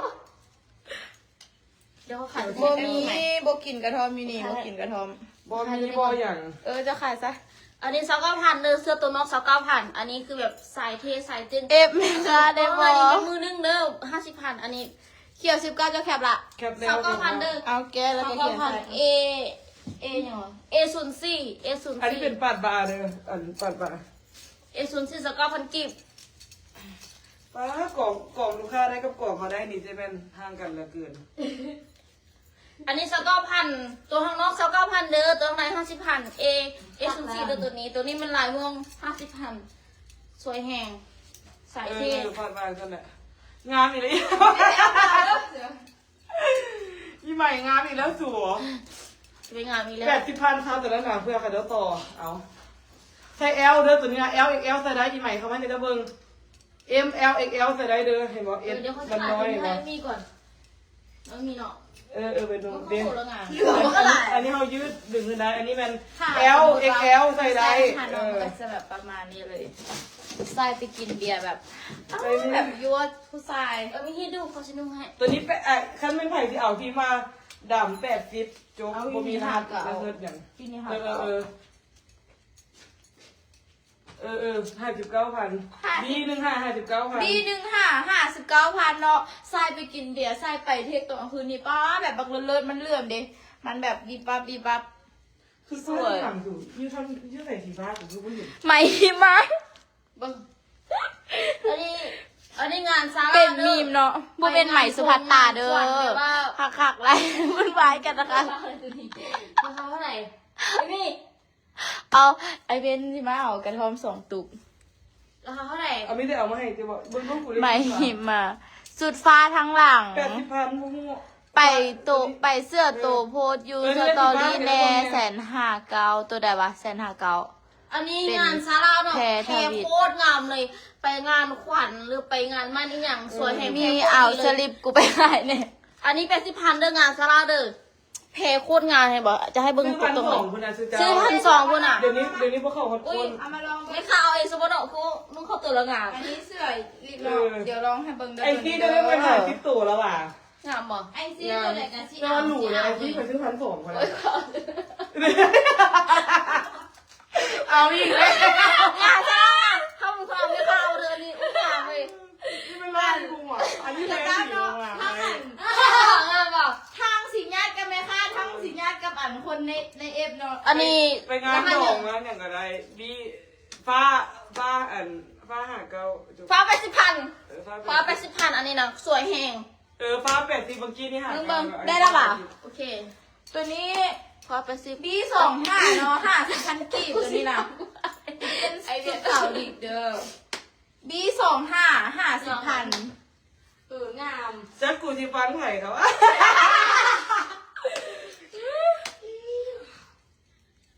ไปเสื้ออย่างก็ ไปเชื่อกอเอิกแน่อันนี้กอเอิกแล้ว ก็เอิกแล้ว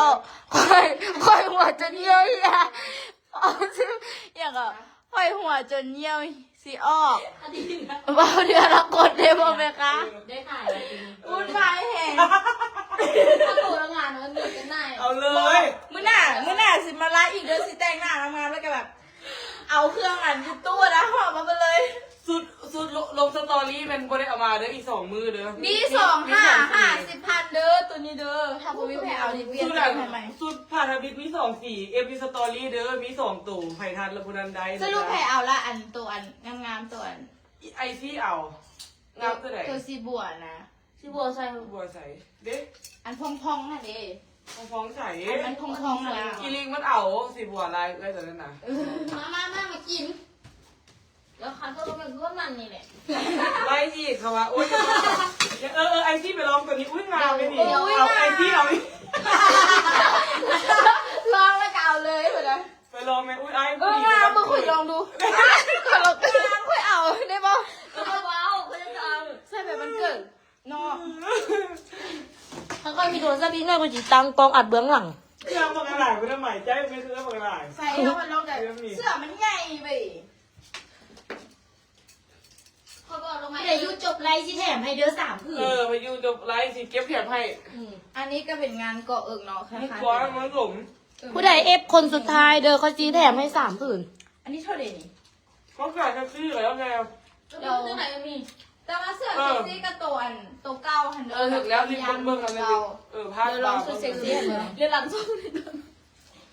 ผู้ใดเอฟเป็นคนสุดท้ายเด้อสิแถมเครื่องให้3 ผืน แบบวุ่น เอฟเป็นคนสุดท้ายแต่ก็ต้องโอนเด้อ เดี๋ยวน้ำซีซื้ออันนี้น้ำ เป็นการไลฟ์สดที่ม่วนแฮง เลยนะ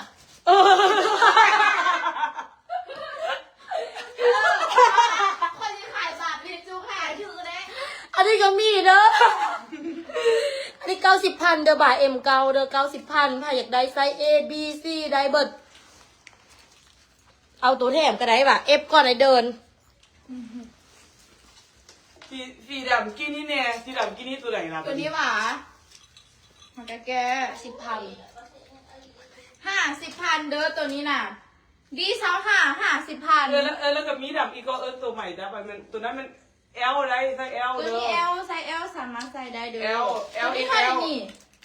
80,000ให้กับเราแล้วกันแล้ว ดำ80,000ตัวนี้น่ะ ซื้อ300ไป ไซส์ L ใส่ได้เด้อ เด็ก งามแต่คนใส่บ่ได้ มีนี่ลูก พูดมาเพื่อ เอาไปเอาบานะขายบาดันนม อุ้ยงามไอ้ ไอ้เอาเลยไม่ใช่มันเกิดเจ้า เกิดเจ้าของกับพัชไปนะ ก็เขาบอกเห็น เสื้อแม่ค้านุ่งนี่ ไปกินข้าวให้กินไปน้ำอยู่ 58 29,000เด้อใส่กับส่งยีนคือสวยแฮงนี่บ่เคยใส่เลยตัวนี้นะซื้อมาแล้วเสื้อมาขาย งาน เอา ตาย ให้ เล กับ ย เบิ้ง1,000สู้เสื้อแต่บ่ขายเด้อ ราคาเท่าไหร่นี่นะ บ่ขายเอาเจ้าบ่เอาวะ อยู่ไล่คือ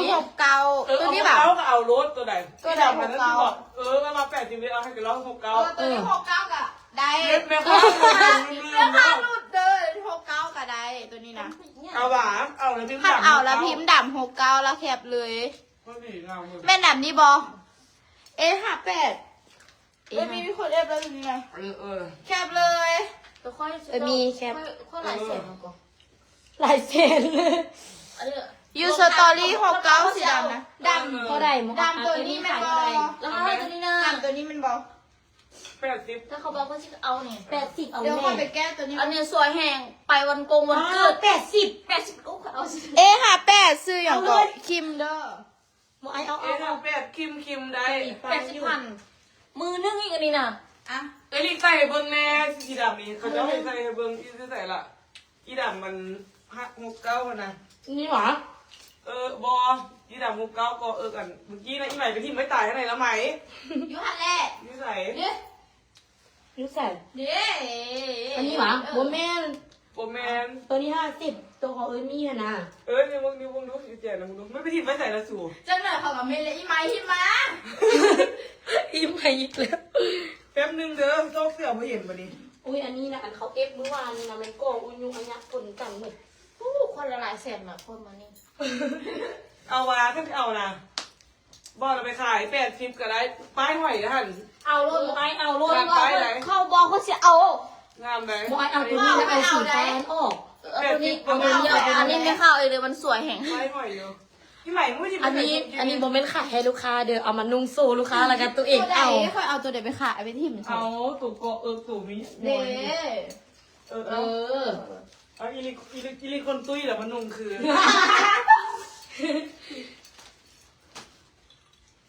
ป้าตู่เขาคือ ตัวนี้A37 29,000เด้อ A37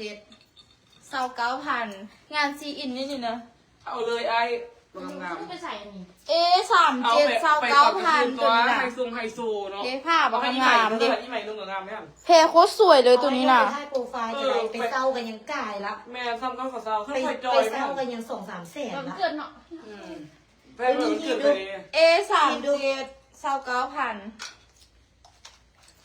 เกินเข้ากับมา เนี่ยก็หลุดแล้วไปเปลี่ยนอยู่หน้าอะไรนะ เดี๋ยว อันนี้แมน60,000 บาท ตัวนี้มัน หาเก้าเฮ็ดหุบเจ้าที่ข้างหลังไปดิเฮ็ดเจ้าที่หน้าดิ ตอน69,000เป็นประมาณนี้มันหล่มอีกมันเอี่ยมเดียว อันนี้ไปแป้งแต่ใดไปหยิบข้าวมันมีนี่ประมาณนี้ มันจะเป็นตรงนี้ 60 อ่ะนี่ 69 69อันนี้มันแบบแป้งได้ขนาดนี้ ถ้าที่เอาพิมพ์ดำ69เด้อ ถ้าเอาพิมพ์ดำ69 เลย เอามามันงามทุกตัวนะครับน้องหนูไม่รู้ใช่เลย ลงตัวนี้แม่บอกไอ้เจ้าคือจะมา มาทำคนกับบ้านเนี่ย ดำ69เด้อตัวนี้ ใส่เอลใส่ได้ ลองตัวนี้อีก อันนี้จะเป็นประมาณนี้ งามนะคุณได้ มึงก็บ่ต้องลองไอ้ ว่าเขาจะขาดตัวนี้ให้อีกคน แล้วเทียนหลั ตั ง วนี้อันตัวนี้จะมึงงามเลย เดี๋ยวคอยดูท่ายโปรไฟล์เธอเดียวนะ ตัวใดแน่นี่ เรา16 คน คือนั้นแท้คือขาดแท้ 16 คนนี้กับโบยอมออก อยู่จนจบไลฟ์ FC เนาะ FC สาวใหม่วะ ตัวขาดแล้วนะ อันนี้ใหม่อย่างโบแม่นใหม่สุภัตตาดิ บ่แม่น ใหญ่เลยลิเป็นใหญ่ ไปแบบใหม่แดแบบใหม่มันเบิ่นเลยแบบนี้แหละ เดี๋ยวมื้อหน้ามื้อหน้าไปคนตู้ ใหม่ มา ใหม่ ก่อน จะลองตัวนี้ สีขาว นี่มันใหญ่เล็ก ได้เห็นบ่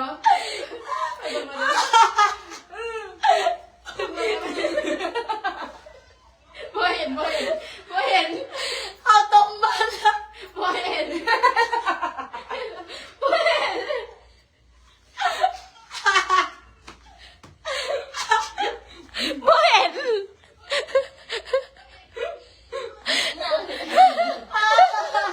มันบ่เห็น มันมาเห็นด้วยเมื่อกี้นี่มาเห็นเนี่ยบอก ตัวใบไหลนี่ยุ่งเอาไม่ไหลโตเอาไปเป็นแล้วเนี่ยโตเลยไหม ใหม่สนุกตัวนี้ มีใครเห็นสลิปสาวลิกบ่ ตัวเล็กแม่เสือ เสาลิกลายเสือโค้งเนี่ย เล็กนะคะเล็ก ลายเสือโค้งโซเข้าตรงมัด เล็กค่ะเล็กตัวนี้ ตัวนี้80เอาไปเลย อันนี้80,000มือเดียวเนาะ จะซื้อมาใส่ อันนี้2ลูกเพื่อเดียว มือเดียวอันนี้ แม่เราไปนุ่งผ้าปู จะซื้อมาใส่ทางนี้ อันนี้ไซส์ M มึงเลยเนาะไซส์ M มึงได้ เอ็มนุ่งเดอ S M ซีแห่งไปวันกงวันเกิดไปงานดองก็ได้ ไปถ่ายโปรไฟล์แบบว่าแบนผู้ใดเป็นสีฟ้านะ เอายูฮามาเบิ่งหมดเทละพื้น อันนี้80,000เด้อตัวนี้หนางามแหง ป้าอีลายเสือดา ต้ ว องไปทางเลยนะ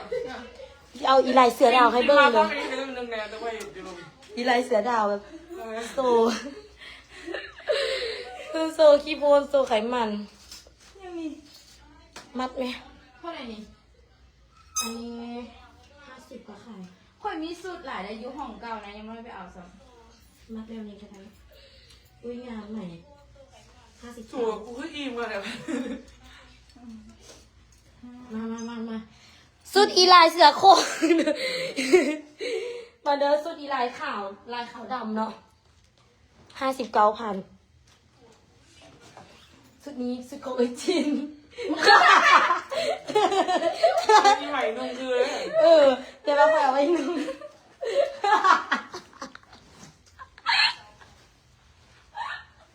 และอีกทีมันเอาแล้วมันจุ๊บออกไปแล้วตัวที่ทำเอาไปแล้วมันต้องเอาใช่มันเอาไปแล้วมันจุ๊บไปแล้ว ขายมือนี่ขายมือนี่ก่อนอุ้ยคนบ้าบอ ำ สาวคนเลย มาตัวนี้เท่าไหร่59,000เด้อได้ทั้งส่งแล้วก็ได้ทั้งเสื้อ โอ้กู สีฟ้าอยู่ฮาวเป็นแบบใจเอาออกมาให้มันฟ้าตัวไหนวะตัวนี้หว่าอุ้ยตัวนี้นะคุณอยากได้ ตัวนี้มันมีโซ่นำนี่ ตัวนี้ ตัวนี้นะ ตัวนี้คือเข้ากับถ้อยแล้ว ตัวนี้เขาบอกเจ้านุ่งเลยแม่บอกไอ้มาแม่ ไอ้ไม่ได้ถ่ายรูปไหมไม่ได้ถ่ายรูปไหม ตัวนี้คือเขากับข่อยเทวามาซะตัวใดกันที่เขาก็เพิ่นไปเบิดกระบอกให้ลองมากินนี่แล้วให้เอาแล้ว อันตัวไหนนี่ราคาแท้90,000ลูกค้าเบาไม่เข้าเลยนะ อันนี้มาเบิ่งกันมาเบิ่งเขาเอวเรื่องเอากัน ใส่เสื้อหมอกอะไร ไปตัดตีน้องหน่อยนึงเนาะ โบใส่เกือบส้น แนว สู แบบ ง นี้เนาะคือเนาะมีเนาะ โบนุ่งไปเป็นสุดลาตีไปโด่งกันเลย ไปตัดตีน้องหน่อยนึง โบเขาตั้งเฮ็ดจังซ่านเหมือนกับปกข้างในละดี บนนี้วันนี้เอาเนาะแบบนุ่งเสื้อสมอนะงานไม่ดีเลย ไปเขาจะเอาก็เอาออกไปซะ เอาให้อีไอ60,000ให้อีไอนะ ตัวนี้100,000เลย99ซะ งานมีเนาะงานเขาบอกงานบอก งาม ตัวเหลือก็เอาไปแล้วนะ อันนี้80,000นะ90,000นะ 90 มึงโตขึ้นกัน อันนี้ของน้องตก สีไฟอยู่ฮะลองเบิ่งไหม บ้านได้ยิน ฮะนี่พวกเจ้าน่ะบอกข่อยลองเขาบอก ฮะ ให้ข่อยลอง ลองตัวใด ตัวนี้ ป้ากลัวเป็น ที่มา เอาไว้ที่สุดท้าย 90,000เด้อ เอาไว้เถอะมีถือพานึง เอาจ่องกี่ใส่ จองอยู่ไหนเอาอันนี้จอง ไม่ก็ได้ใส่นกรเอาขึ้น เดี๋ยวไม่ลองให้เบิ่งเด้อ ใหม่เอ้ย เดี๋ยวไม่ลองให้เบิ่งเด้อไล่โคตรอยู่ เป็นยังมาไล่สุดอยู่ยังมาดู ตัวไส้หันแม่ก็ ตัวจับยัง โตจับโซมือกี้ลองไม่แน่ เดี๋ยวไม่ลองให้เบิ่งเด้อ อย่างเราเขาบอกแล้วเขาไม่มีเงินหรอก ไม่ผมได้ตั้งใจ มอยมือร้อนล้านเหรอมอยไม่เหมือนร้อนล้านเรามอย โอ้ยตัวสีบัวนี่อุ้ยงามเลย โอ้ยงามอีละสู งามเด้อใหม่นุ่งให้เบิ้งใหม่ ชิมตูนสาว เดี๋ยวไม่ลองให้เบิ่งเด้อตัวนี้เท่าไหร่นี่ตัวนี้แบล ตัว มา ใหม่นุ่ง 99มือนึงตัวนี้ ตัวนี้ M เอ เอสก็สามารถใส่ได้แต่ว่าค่อยจอยคนนะตัวนี้ M คนใส่ M นี่ใส่นี่เต็มเลยด้วยนี่ตัวเท่าไหร่ 99,000แพงแท้ อันนี้มือนึงเลยค่อยเสียดายเนี่ยแล้วก็มีไปเอาค่อยสีเก็บไว้ เก็บไว้ยังไงเก็บไว้ตัวกระดูกอะไรบวกมุ่นตัวนี้ นุ่งบัวใดก็สีเก็บไว้ผู้บ่าวซื้อให้ แดด สีไฟอยู่หาวคือค่ะ แล้วเขาจะ คืออย่าง เขาบอกเอาดอกตัวนี้ คือคนถือพาอ่ะอุ้ยตัวนี้งาม งานเดียวกูได้กูจะเอาอีก กูนุกก็ได้สูนเนาะ อุ้ยเนาะหมอไอ้เหมาละงานนี้ เห็นมันยังไง มันคือสตอรี่ความแม่ตุ้นนี่อ่ะ โอ้ยไอ้เหมา ถ้าทำอย่างนี้พวกนี้เส้นส้มขายาว อุ้ย นะ ตัวนี้อ่ะกระโปรงงามเนาะมันคู่กันมานี่ แม่นุ่งชุดนี้ให้เบิ้งแน่ อีใหม่ไปดูเส้นส้มขายาวเขาเบอร์มึงจอยนะ คือกันนั่นนะมันคือคุณนายคนน่ะ เอาไม่จะเป็นหรอกคุณนายนะ บูมักเสืองานป้ามันพวกเขากับข่อยนะ โอ้ย โอ้แต่หัว จะเป็นเกตบ่มีเกตหน้ามานะ เอาข่อยใส่มาแล้วก็แกงงองแงงอยู่เด้มันคือเด้เสืองานป้ามันอยากใหญ่เพราะว่าข่อยใส่เอ็ดเด้ งานมีแล้วงานมีแล้วกูงานหรอแต่ว่าใคร เหยียบ เอา ตีนกูนะอะไรมึงเหยียบตีนกู ไอ้เรื่องนี้ไหนแบบนี้เลยว่ะ กูจะกินอย่างลองกองแกง โอ้สวยเว้ยชอ เอา บ เข้าในเอาเข้าใน เอาข้างในมาคนนี้สุดเอามานำเนาะ อยากซาวเลยเด้ออัน ขาดอีคันแก เป็นบ่อเลยสู่กูเป็นบ้าหมู แซ่บน้ำอ่ะ นุ่งบ่ถึงว่ะ ถึกแล้ว ได้ดิเอานี่ยังนี่ พวกเจ้ากระดาษโอ้ย สุดนี่งามเลยสู่กันจะบอกให้เขาร้องใหม่สู่เขาเป็นบ้าหมูแล้วนี่จับเนียงเขาสู่โอ้ยหนีบแตกเลย มี ที่ งา มัน นนี่ เซ็ตส่งขายยาวบ่มีเด้อเดี๋ยวลองตัวนั้นให้เบิ่งเดี๋ยวสิลองเป็นตัวสุดท้ายละ มันครับได้ สิลองเป็นตัวสุดท้ายละเมื่อยละอุ้ยตัวนี้สวยอ่ะ งานเบิ้ลแบบนี้นะโอ้ยใหม่เส้นได้นี่นะมันยีดบ่ได้มันคาเส้นได้ เดี๋ยวสิลองตัวนี้แล้วก็สิลองสุดส่งขายาวให้อีกสุดหนึ่งแล้วก็ค่อยก็สิ งามแม่ง กลับบ้านแล้ว งานแล้ว เป็นโรงพยาบาล นะ งานแล้ว ไปวังเวียงไปโรงพยาบาลโอ้สวยแหง SM ลงในเนาะ L แบรนด์เนาะ SM เอลเสื้อได้เด้อแต่ว่ากระโปรงบ่ได้ SM สวยแฮ เอา ง เข้าในใหม่ดูเข้าใน อันนี้นะราคาอะไรตัวนี้นะ 99,000 สวยอุ้ยงามเลย เอาเข้าใน โอ้ไอทีน่ะ แล้วเขาจะเปลี่ยนตัวอื่นบ่ งามบ่ไอ้หน้าฮักดี งามเลยเนาะ99,000รหัสหยัง รหัสอันลายบัว ตัว เอารถ ตัว เอา99แล้วก็แคบเอา รหัสลายบัวรหัสบัวสีบัว99,000กีบตัวนี้ เพราะหลง งามแพง ทับสุดบัวเขาจะเอาแล้ว ทับสุดบัวตัวนี้เป็นบัวดาวดาวันนะ ดาววันเก้มา เอาบ่ไอ้บ่ได้ซ้ เออ เขาใช่เขาเอาลายตัว เอาแบ่งดู อุ้ยแต่ว่างาม เก่า เนาะ เก่าโอ้ยจะเป็นตาถึงเด้อดาววันนี่คนมีเทสเด้อ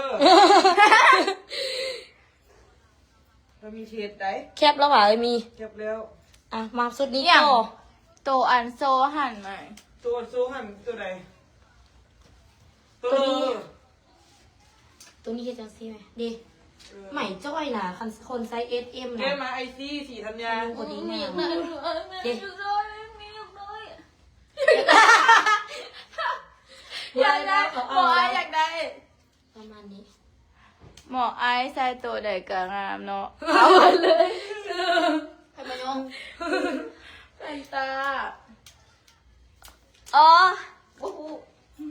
อุ้ยตัวนี้งาม บ เว้ อย กบอยได้30-40ผืนเลยนะ ตัวนี้งามเท่าไหร่ก่อน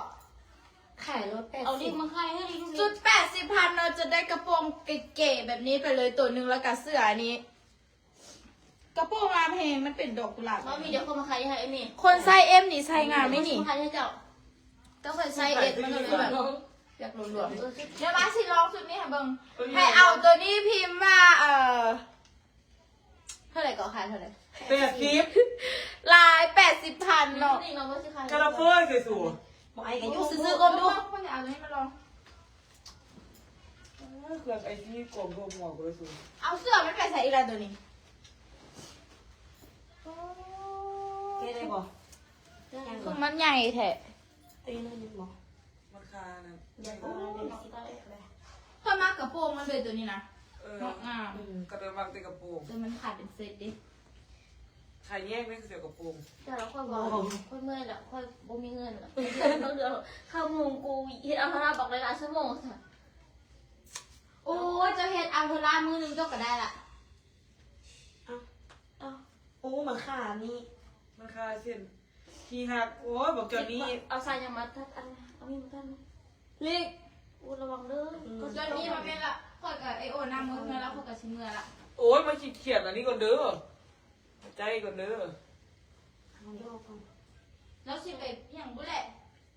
บักตังนั่นน่ะ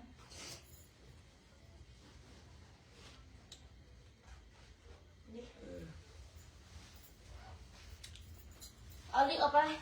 เดี๋ยวเขาจะดอกตัวนี้ให้อีก ขอเอฟเด้อ โอ้ตัวนี้งามบ่ไอ้ อีกแล้ว เจ้านั้นรู้ไหม ไออีกแล้ว ตัวที่น่ารู้ได้ค่อยแม่ค่อยจะเอา เอารถไปหยิบเอา50ป่ะ โอ้ตัวนั้นงามเลยตัวสี เดี๋ยว ขาว จะ นะ เกิดกับผมต้าใครยังไงตัวทงวะเป็นต้องกระเฟิร์มให้ได้ไปลูกไป ไปเราเฟย ลิกไปฮิตลิกฮิตฮิต ก ลิ ระ ก เฟิร์มไป ตัวนี้งาม เราค่อยแลกกันเด้เนาะ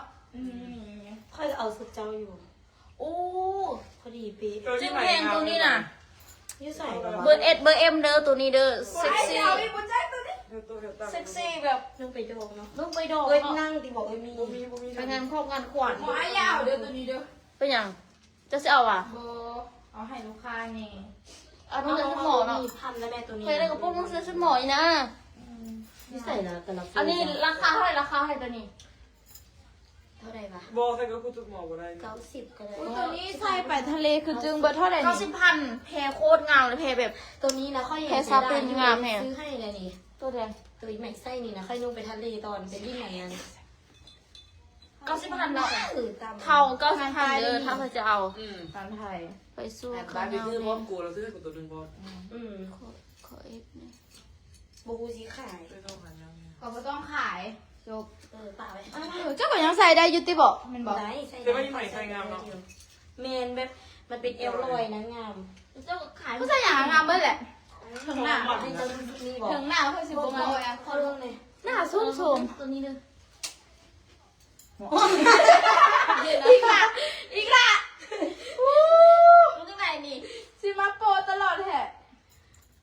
นี้ก็ที่ว่าสงกรานต์นะนะ หมออาเสียอีกละ พอ บอกแล้วค่อยพอแล้วค่อยก็ไม่ได้ เล่นใหม่ไป ตัวนี้เอ้ยใหม่ไป ชื่อเจ้าวันนี้ สีเศร้าแล้วนี่นะ สง มี ก กลับ รานต์ บ้านแล้ว มีคนตามแล้ว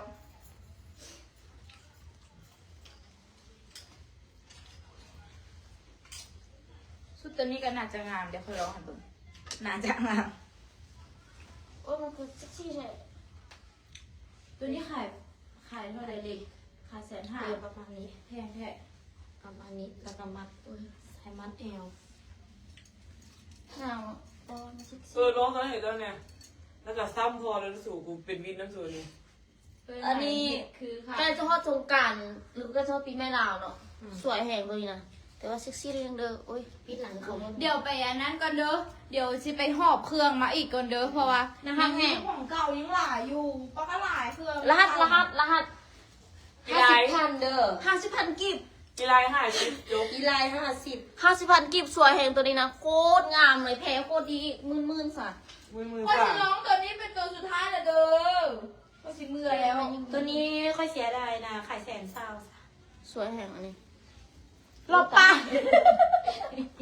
ตัวนี้บอกเอา ลงแล้วสิลองตัวนี้ อุ้ยตั นะ วนี้สวย ไปลองตัวนี้ ใส่แบบ สิลองตัวนี้ก็ แสนซาวตัวนี้นะ ตัวนี้ดิ ตัวนี้ พอสิร้องตัวนี้เป็นตัวสุดท้ายแล้วพอสิมือแล้ว เขาสิลองตัวนี้ 130,000 เขาสิขายที่นี่ว่ะเขาสิลองให้เขาสิขายให้ตัวนี้ จาก ของนอกตัวนั้น ว้าว อุ้ยตัวนี้สวย เที่ยวมาเลยนะเอา มัดจังสิกันแล้วอ่ะเดินเป็นบ่ จะไม่กูต้องพูดอะไรใหญ่สิ จับโซเดละอ่าน ปิ เบอร์ ด ซี่ ไลท์แล้วเด้อ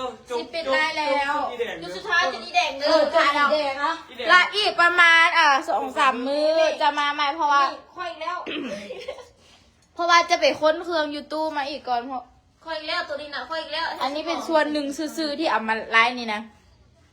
กูได้มาดิ เสื้อสีแดงกับเบื้องแดง ตัวนี้แสนซาว วิ่งงามเลย นี่ ใหญ่อีกแล้วจะสุดหมอ เอาสูตรกูจิมาขายดูใกล้ถึงกูจิแล้วมาขายแล้ว กูเชื่อกูเชื่อเอาลูกจะ ขาย เอาละ คือนายแห อัน ง นี้มีแป้งอันนี้นะ โอ้กูจะเอาอันนี้ขบขายแล้ว เขาชิ เดี๋ยว แป้ ฟ้า ง ปิดแล้วมีคนตามกลับบ้านแล้ว น้อยพี่นะเอาบ่เอางานบ่ เข็มที่เอายังเอารถน่ะ ชั่วโมงเนาะ 50,000เอาเลย 50,000ขอสิมาลูกให้เบิ่งเลยแต่ว่า โบขายนุ่งให้เลิกซื้อ อันนี้สวยแหงสีทางแบบ ใส่อย่างทีมตัวนี้ใส่ได้เพราะ L XL เหมือนเดิมมันเป็นกระบอกหลัง ๆโบใส่ได้ประมาณ L M L คนใส่เอ็มนี่ใส่งานไม่ขนาดคนใส่เอยัง แมนค่อยใส่บดีงามแต่ว่าแขน ลอ เนี่ ง ย มา นี่ ได้ยีใหม่มันตัวใหญ่ยีฟ้าแต่ก็มันเคยยังไงกูลองมา มื แล้ว อสิ ร้อยเบิ่งเด้อ สีดำยูฮาว บ่ลองบ่ได้ ทำยังไง จะบ่ได้เอ้ยยังใส่บุ้งลุง ลำเลย ตอนน้องจ้อยว่าน้องได้น่ะเขาจะรู้สึกตุย ตอนนั้นน้องจ้อยน้อง45 โลนึงหมอไอนุ่งใส่ชุดหมอ พอดีเนาะคือใครคือซื้อเป็นนิดเลย เยอะอยู่บ้านฉัน ข้าแท้ก็คือหมอ นุ่นแบบนี้นุ่ง แบบ งาม บ่ได้ใหม่ตัวนั้นน่ะเอ้ยใส่ยังลากบิน เบอร์เขาสิละ ไปเอฟสุดดีแถบไปเลย3 ตัวแถบ3 สุด แต่อีก3ตัวตัวนี้มันเป็นโบ๊ะวันนี้สูตรไว้ไปฮิว นี่แหละ มา ก็จะขึ้นนี่นะ มา อันนี้ ลิกน้ เอา อง ตัว ก็เป็น นี้ ในครีมนะครีมนี่ใหม่ลิกนุ่งไป พว เนี่ ก ย งานตัวจึ้งแห่ง ครีมลิกลองครีมอ๋อ จิ้มตัวนี้นะ มา ก็ใช่นะ เจ็ดข้าวกันเด้อ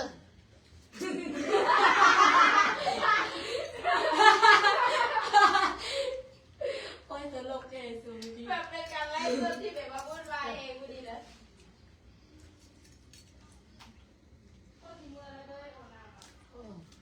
ไม่ยัง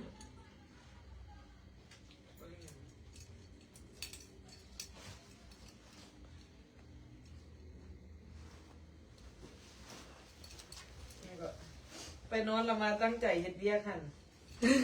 ปกติก็นอน1 โมง 2 โมงฮีดอันนี้สุดนี้เดทาลิกนุ่งกับประมาณนี้เนาะไซส์เอ็มงามแหงแสนซาว ตัวนี้ เอาเหลืองแสนซาวให้ได้ไงเด้อ ไปเรียกเจ้าลูกมือเด้อเลยคือได้มาเป็นอย่าง หัวหน้ามาเม้นแล้วทุกคน ไปเรียกเซาทุกมือเด้อ8-9 โมงเลยเห็นหน้าอยู่คลินิกโลด ใหม่มานี่ใหม่ ไผ่เอาบอสนี้คันเอาแล้วพิมพ์เพราะว่าอีเหลืองแสนซาวให้นี่มันนี่สิจบไล่แล้วเด้อสุดท้ายสุดท้าย มาคุณน่าลงไม่คอยนะ สุดท้ายเดี๋ยวสิไปสุดท้ายแล้วสิจบไล่แล้วเด้อนี่สุดนี้มีคนเอาบอมาสุด บอ มาคือคนเอาบ่เป็นอย่าง โอ้ยมันขี้ร้าย ถ้าพี่ไผ่เอาสุดนี้ก็สิแถม โอ้ยมันขี้ร้าย มาเลย โอ้ เลีกแม่มันจบไร นั่นแหละแต่ว่าคือที่บออกลายคือเนี้ยเดี๋ยวออก อีใหม่เราเป็นจุดพอมา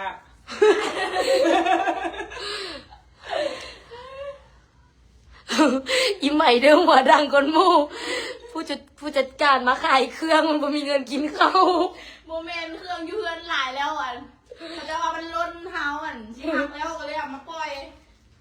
มีคนเอาบอสุดนี้ป้าขายเครื่องจนหมดข้าวเอ้ยนิดมื้อหน้าเอ้ยต้องเอาสุดเอ้ยมาให้น้องขายนั่นแหละแต่ว่าจะน้องขายผืนหนึง15,000 20,000เด้อไผ่แยกได้สุดเอ้ยนิดเมนมาไผ่อยากได้สุดเอ้ยนิดเมนมาเนาะถ้าไผ่อัน คือแทงสุดตัวนี้นะ พากันกินอย่างกินฮอนดอก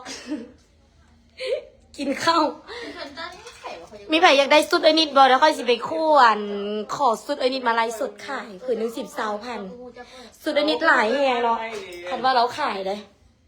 ป้าเสียงจุนแห้ง มา แบบโคตรวุ่นวาย เอาสุดสุดท้ายมาจบมาซอสสุดสุดท้ายมาแล้วไผ่เอาแล้ว มัน ก็ จ สิ บ แถ เลย ม ที่น้องใหม่ คันไผ่เอาแล้วสิแถมให้3สุดโบเอาสุดอื่นเอาสุดอื่น สุดไหนตัวนี้หลวมแหง ใหม่จะลองสุดนี้ไหมจะขายสุด ใช่สุกๆเลยแล้วบอคือเป็นคือเป็น โอ้ โลก คุยใจบุคืน กูเลยบ้ากูขีนตาแต่เมื่อวานที่กล้าปลาอยู่ว่าเป็นปลานอกเข้ากู คือจุ๊บหลับเลย ไม่ตัวรับค้างเมื่อกี้ เอาสุดนี้ สุดนี้คือสิมันคือตุลัมอ่ะ โบขายแจกฟรีเอ้ยนี่มีคนมาคอมเมนต์ว่า เอาของหมอนิดไผ่อยากได้สุดหมอนิด สุดมอนิดมา แต่ว่าซื้อหมอนิดนะทุกคนมีแต่เราซื้อมีแต่ตัวแพงๆแต่ว่าถ้าว่าเราไปต้อรองได้เนาะเอามาขายผืนหนึง10,000 ตุลัมเนี่ย บอกคันสิแจกฟรีเฮากะเซียน พี่แบบว่าไม่ให้ใหม่ไปยิง คันว่าเซียนแจกฟรีกับพัสิโบมีเงินไปซื้ออันเพชรเครื่องสินะ เอาของหมอนิดจัดมา อันนี้สุดได้มีหรือสุดแผล สุดค่อย คือต่อดีต้องมันแค่มันมา ตุลัม ถ่ายเอาสุดสุดท้ายเดี๋ยวเขาแจกให้เลย3สุด จัดเลยหมอนิดป้าเสียซอยคอยในเด้อไผ่อยากได้สุดหมอนิดนะเสียเอาเด้อสุดแล้วหลายแห่งล้นตู้เนาะของค่อยนี่ล้นห้าวแต่ว่าของหมอนิดนะล้นห้อง4-5 ห้องแล้วสุดเรานะ ยิดล้ม มาที่ทั้งหลัง งามได้ไหม มาเบิ่งสุดนี้เนาะ อีลิงมึงคือมันแต่เลยมึงเคยนุ่งได้ป่ะลิง ซื้อไหมอ่ะซื้อไหมอ่ะ มึงเคยนุ่งได้ป่ะลิง อุ้ย เขาดูมันจะเก็บเหรอ พวกขายแล้ว งามไหมงามเอาไหม คืองูเหลือมเนาะ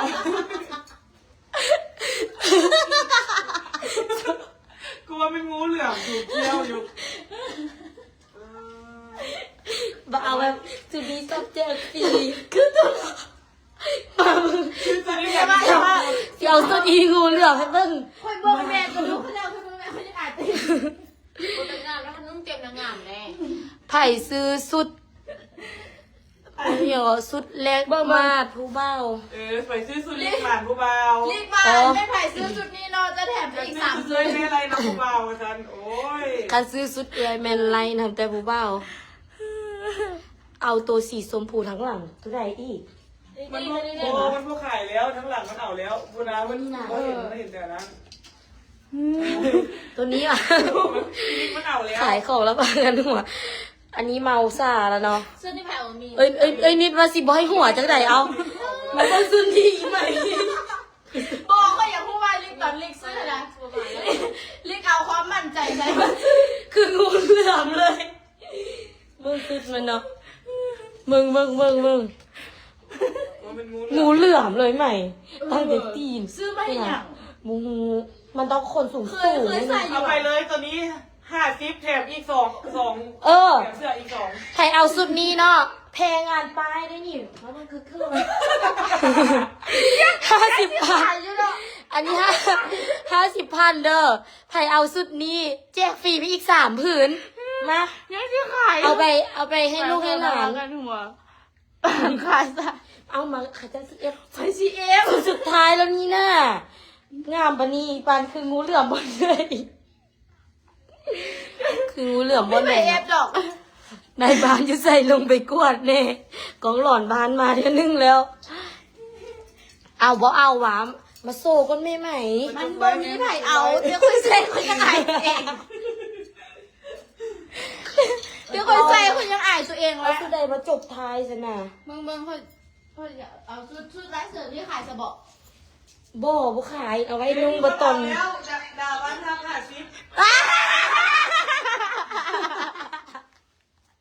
ดาวันทำ50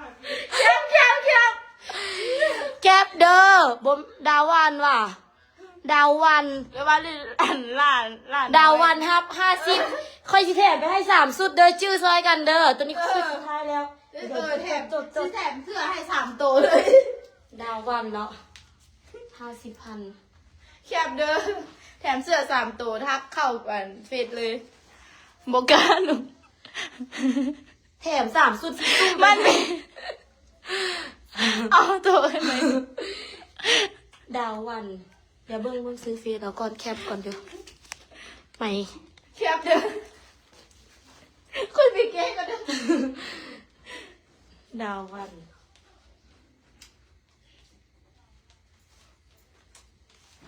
มีคนเอาเสร็จแล้ว ข่อยว่าแล้วเป็นงามเลยจริงๆนะเจ้าแค่เตี้ยแล้วมัน เขาแค่อยากได้ของแถม เบิ่งงานปลายหนังงามได้ เราก็นึกว่ามันเต็มทำไมอยู่ แมนที่จริงนะมันงามตัวนี้แหละ เบิ่งมาจะ พอละตี้ มาเสื้อ ซื้อไปจุดไฟที่มันได้บอกไอ้นิดเหมายังยุฮาวนี่นะยังยุฮาวนี่นะอันให้อันเอ้ยนิดเลย500,000ไปเลย500,000เอ้ยนิดล่ะเอาบอกคนนี้500,000นี่เอ้ยนิดเหมาแล้วน้องซีแจ๊กมันจะผื่นวะโอ้ยหลายโทษหลาย ได้ โท ตัว ษ สุดท้ายแล้วเด้อ เอาบอกเอ้ยนิดมากกว่าตัวยุฮาวนี่นะ500,000แล้วน้องซีแจ๊กคนในไลน์เสียซอยกันไหมเสียซอยกัน ใส่ตัวสุดท้ายละสิเมื่อละ เอาตัวสุดท้ายอีกละ เอาค่อยสิใส่ตัวสุดท้ายพูดอะไรต่ออันนี้ A60 เดิน29,000 ไปพอ พอแบบสิพอได้หล่นพูนะเขาก็ยอมให้จบไร เอฟในความบริสุทธิ์ใหม่ได้ เอาเขาเอาแล้วสิมาลองอย่าง ความบริสุทธิ์สิเอา ลองให้กระเจ้าเบิ้ง ได้ก็อยากได้อีก อู้ไล่สดอยู่ เว้ย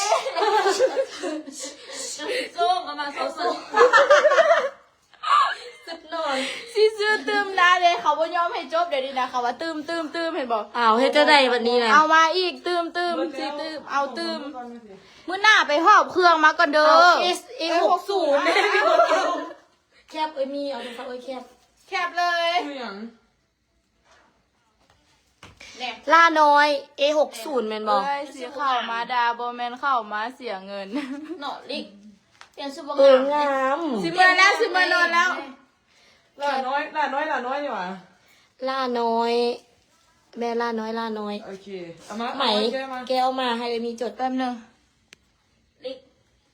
มา สีขาวมานี่สิเถื่อละแล้วบ่ได้ขายนอนมาเรื่อย ดาววัน เดี๋ยวจะนุ่งยี่ให้ค้างให้ลิก เออ ๆมีสุดใหม่ออกงานบอก สั่งกับรุ่งงามก็จะได้กันสั่ง สีพอแล้วเด้อข่อยน่ะคุณสิเมื่อเกี่ยมเครื่องก่อน มาอันตัวนี้ เมื่อหอบเครื่องมาใหม่ก่อน เอามาแก้มาอันนั้น ยังอีกสุดหนึงเดี๋ยวเสียวให้เบิ้งอีก โอ้ยเอาอีก บ่ยอมให้เช่านะเดี๋ยวนี้ ตัวสุดที่อันเขาแถม3มันน่ะ ดาววันได้ละเด้อตัวแถม3ผืนนะ เดี๋ยวลิกกับมันตอนที่กี้ลิกกับจ้อยเนาะ มัน โอ้ยตอนนั้นน้องแต่45 โล เอามา หมอไอ้ยัง ลายมา หมอไอ้ยังมีนมก้นใหม่นมใหม่แบน เอา นี่ ชุดลายมา เอาจะไปยังเอาดู นี่เลยมีเอานี่น้องจด ตัว แล้ว ไหนได้ละ เข็ เก็บ ม3นี่ดิ ได้ละนั่นมา เอาเด็กมานี่ใช่ไหมนี่ ก็คนบ่มีลง เสื้อสีขาวกี้นี่แก้มา สุดโนนส้มนี่ก็ได้ มันยังไงเนี่ยเออแบบนี้วะแบบนี้วะถูกต้องบอกแบบนี้ดิ โมเมนแมน เนี่ยเนี่ย ชุดนี้ก็งามเลยสุดเจ้าชุดนี้งามไหมนี่ย่านกันเอาเลยย่านกันเอาเด้อ เกี่ยมเด้อซุปนี้งามแหงยากกันเด้อ ยิกมาที่นี่ด้วย เชื่อเลยนะ ติดแล้ว ขายอยู่อันนี้ เขาใส่มาก มึงสิลูกเลยนี่ใหม่เมื่อคืนเรากูดู อย่า แบบ เฝ้า ตี เลย นม ให เล ม่ ย จะได้กัน อันจบแล้วแล้วเราเคลียร์เงินกันก่อน โอ้ยไอโอเสร็จนำเมื่อเอากับตังแล้ว11เดือนเสร็จ จะได้กันก็สิ แล้วเดี๋ยวมัน ไอ้แล้วโอ้ยสวยตัวนี้ โอ้ นะ คนนี้ส เดี๋ยว วย สินับต้องซื้อมัน ก็เข้าให้ตัวนี้ เดี๋ยวเราให้ลิกนับก็ได้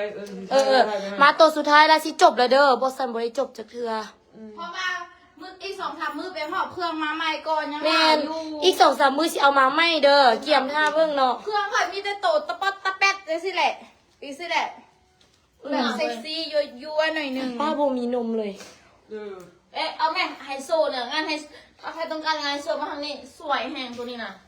ตัวนี้80,000เด้อได้ทั้งโซ่และกันทั้งเสื้อ ไม่เอาเรื่องเดี๋ยวเขียนไว้กันเลย ถ้าไผ่เอาพิมพ์ว่าเอา80ให้แน่ เอา แผ่ 80 โคตรงามแผ่แบบจึงแหง แมนปิ้นทั้งหลัง แล้วเอาเสื้อตัวหนึ่ง นี่ ผู้ดีจุ๊บก็ตัวนี้เลยเสื้อเลย เอา80ให้แน่ เอา80ให้แน่จินมาคอมเมนต์เป็นบ่ นมออกไหนนมอะไร นมอีใหม่ โอ้ มัน ย บ่มีนม ไม่มีนม มาตัวสุดท้ายเด้อ ก็สิเมื่อแล้วเด้อ 80ไผ่เอาบ่ ที่ไล่กันก่อนจะไม่ใช่หลง เอาไป ก็อีลิก ขาด75ไงนะ เอา75เอาเลย 75ตัวชาย เจ้า 75 เจ้ามี เดี๋ยว80เราอะเรา เด80ดาววันเอาโอเค ดาววันแคบเลย แคบเลย แถมให้เรา ยืนไหม ตรงที่นี่ ยืนดีๆ ดาววันแคบ เด้ เด้ อ อ เราเอิ้นเขาหยัง ไอฟี่ ดีๆเอาแมวออก ก็สวยนี่ เด้อดาววัน โอเค ดาววันมาเอาไปไว้ เกแหงตัวนี้ เอาไปไว้ก่อน เด้อพอแล้วเด้อ ทำไมว่าโมเซาเองเด้อ เอาอีกแล้ว เอาเยอะเอา พอแบบนี้นะจบ พ จ อบ พอจบ โอเคจบ อีก เด้อ 3 มื้อเจอกัน มืออีก3 มืออีก3 มื้อเจ อี อก กัน 3 มือถามมาเอฟเสือมาลองงองแงง โอ เด้อ เคขอบใจทุกคนดีเอฟเดิมมื้อนี้ก็ได้ไปหลายตัวหลายสุดเติมเนาะ เอามาตืมอีก เดี๋ยวอีก3 มือเนาะอีก2-3 มือก่อนเพราะว่าตอนนี้น่ะ ใส่แมสตัวนี้งานไปนี่50,000 50,000เอาจบไลฟ์อีกแล้ว50,000เอา ใส่เอฟ น้อยแกตัวนี้ออกสิเอาไปแกกับดาววันฮัน เอาไปพันกับดาววัน เค ได้ส่วนนี้ว่าสิไปเล่นหมอลำเรืองหมอลำซิงลำซิงอินดี้ โอเคจบไลฟ์แล้วเด้อบ๊ายบายเดี๋ยวอีกอีก3 มืออีก2-3 มือเนาะเดี๋ยวเฮาเอาเครื่องมาอีกก้อนหุ่นเครื่องมาอีกก้อนยังหลายโตอยู่โอเคบ๊ายบายถ้าบอดบ่ได้จบจากเทื่อเลย